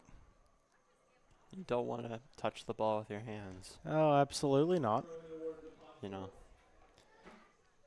And it's going to be a throw-in for the Falcons. If that's a rule that anyone remembers about soccer. No handballs. You know, it's kind of weird how they call it football. I mean, no, wait. How we don't call it football? Well, no. That's how we call football our football is a sport played 90% with your hands. Yes. Yeah. Andrew, I have a question, and I don't want to draw too much on the football stuff, but I mean, season just started. We're all in business with it. Are kickers athletes? Are kickers athletes? Are kickers athletes? So every athlete has to have their own skill set, correct? So like if you're playing on a soccer team, a goalie has way different skill sets than a striker does. Mm-hmm. So I think nonetheless, because there's a certain skill set you got to develop. You couldn't just stick little Bobby on the field or whatever and have him kick a field goal. Like he won't even make it past like the 20-yard line. Exeter coming in on the left. Nice kick in, and it's taken in by Engelman. Yeah, right in the hands of Engelman. Right, scooped up well. Back to what we were talking about. Yeah, I agree. A few people at the radio station who disagree. Not going to name them. They're on the team too, so they're athletes. There you go. Here's the ball given to Dolan. Dolan, vision. There's a few guys in front of him, and he's tripped up. Play is called clean by Pottsgrove, and they try to move it forward, and it's regrouped by Exeter. I always think it's remarkable when you have soccer and football, soccer players kicking too. I think that's very, very cool. The older skipper, Matthew, that's what he did. So he played soccer and he was a Yes. kicker for the Here comes football team. Karras. And just not able to get it to a man. Yeah, Matthew Skipper. That was our freshman year. Pretty remarkable effort, honestly. So just a history of kicking balls and kicking soccer balls, kicking footballs in that family. You know, I'd imagine if you're like a soccer player, you know, you're already pretty, you know, well off of kicking the soccer ball. So, Yeah, of course. you know, football's shaped a little different. It but makes sense, but I think the more remarkable part is the time commitment in the same season. Now, That's right, if yeah. soccer was in the spring, that would make sense, but no, yeah, you're totally right by that. It's a lot to juggle.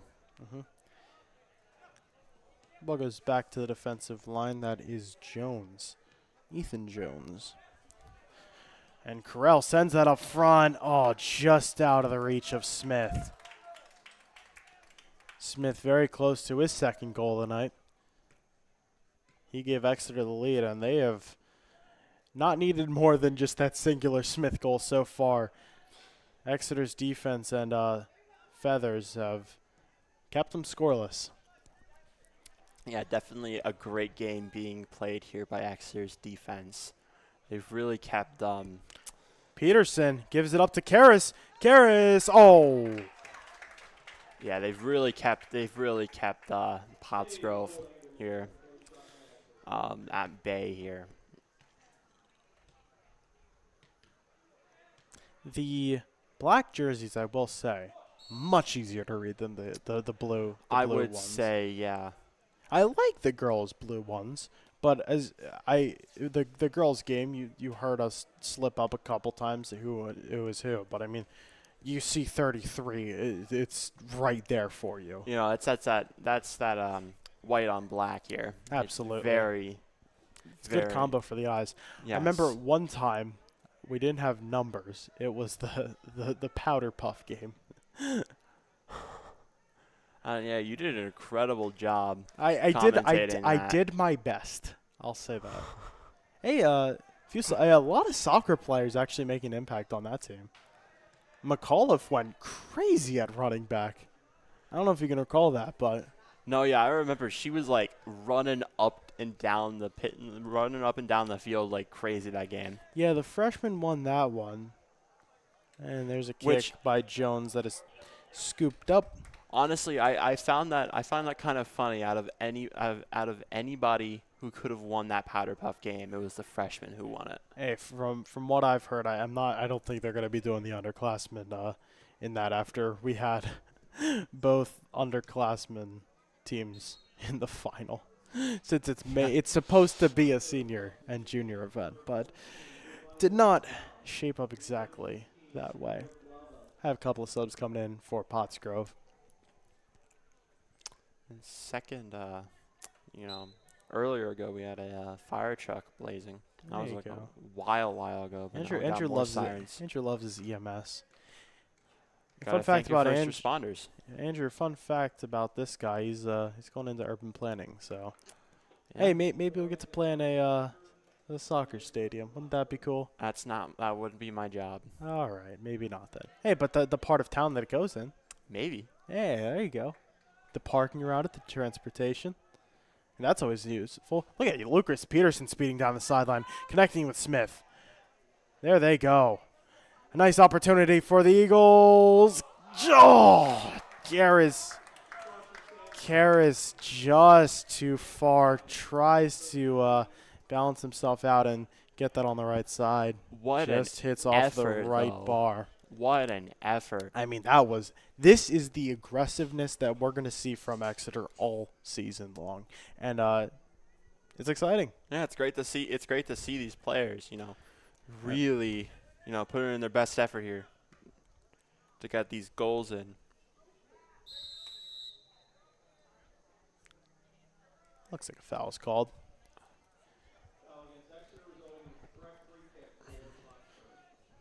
Free kick coming in for the Falcons. 27:45, the clock reads.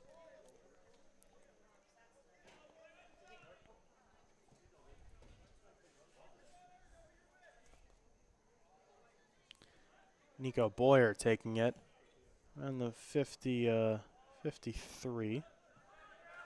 Or not 53. That's not how that works. About 53 yards out of the end zone. Should add on a couple of more yards if you talk about the end zone as well. Feathers, no trouble with that. Look at Feathers kicking that one high. My goodness. You always think Feathers, he's got to have a good arm because he plays third base. And if you don't know, third base is a long way from first. But he has a darn good leg too. Yeah. The camera didn't pick that up, but that thing went like It was high. yeah, it was past the lights. Can't get an exact measurement on that, but like that was impressive. And getting up is Smith. He got knocked down again. Thankfully, no injury concerns this time.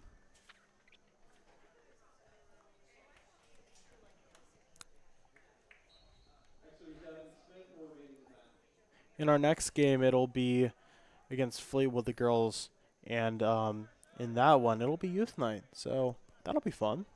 Yeah. Nice theme night early in the season. Dolan fighting for that one. That was with Logan Henzes, and that goes far. It's going to be Pottsgrove ball, but no, Dolan keeping it out. Hits the ref on that one. Yeah. Hopefully the ref is okay. I think he's doing just great, Andrew.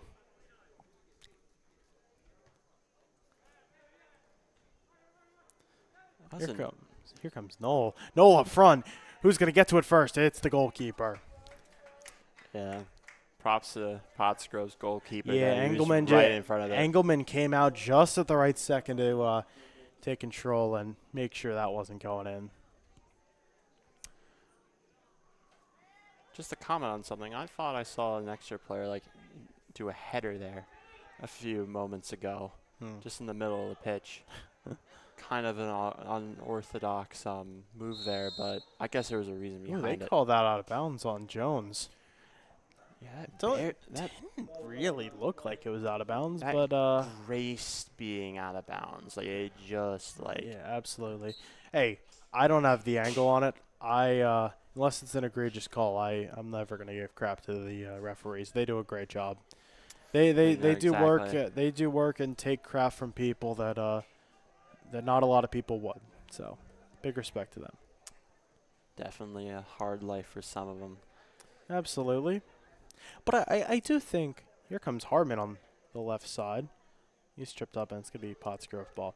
I do think that referees get a lot of unnecessary hate, but I think when they do make game-changing calls that are blatantly wrong, that they should be held accountable. Yeah, like Angel Hernandez.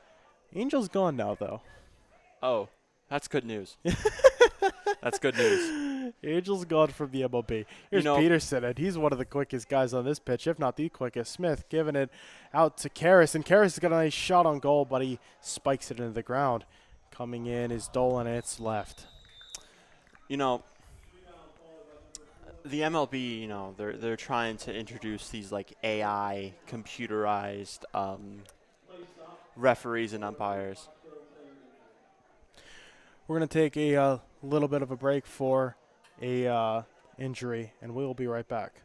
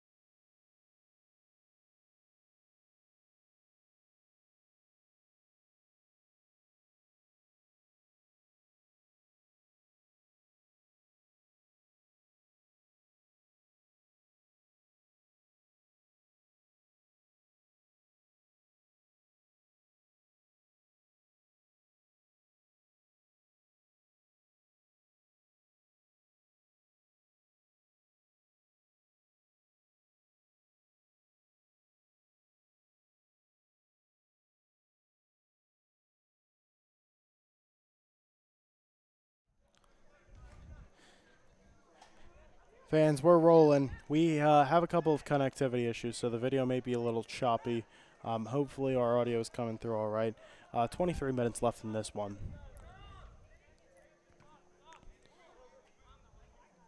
4-0 Exeter leads this.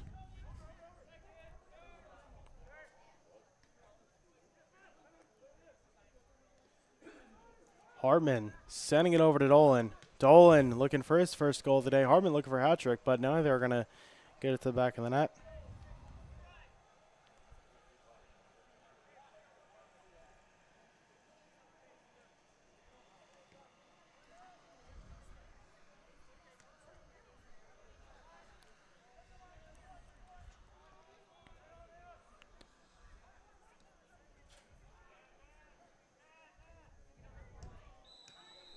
And a foul's going to be called.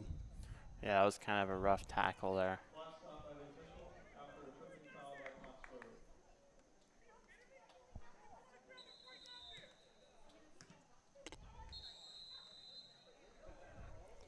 Pottsgrove. Pottsgrove really not happy with that one. No, I think I could hear the coach. Yeah, absolutely. He was not a fan of that goal. No, he wasn't.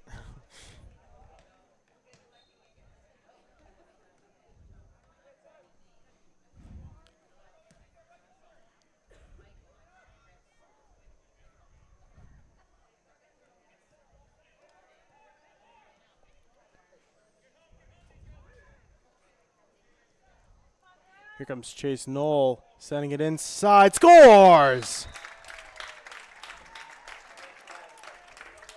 What an incredible Yeah, shot that there was. by I mean, Chase Knoll. that was not Chase Knoll, but he played really well. Exeter goal, assisted by Evan Smith. Yeah, Evan got that in, Goal finished by Stadium Hartman. and there's Hartman. Hartman with his hat trick. There we go. My apologies. I thought that was There Knoll. we go, Hartman. Fans, just give us a few minutes. We're going to reconnect on the stream. Stay tuned. Make sure you're subscribed to this Adam Cooke Journalism channel in case we need to go live on a separate link. We want to make sure our quality is the best and top-notch for you.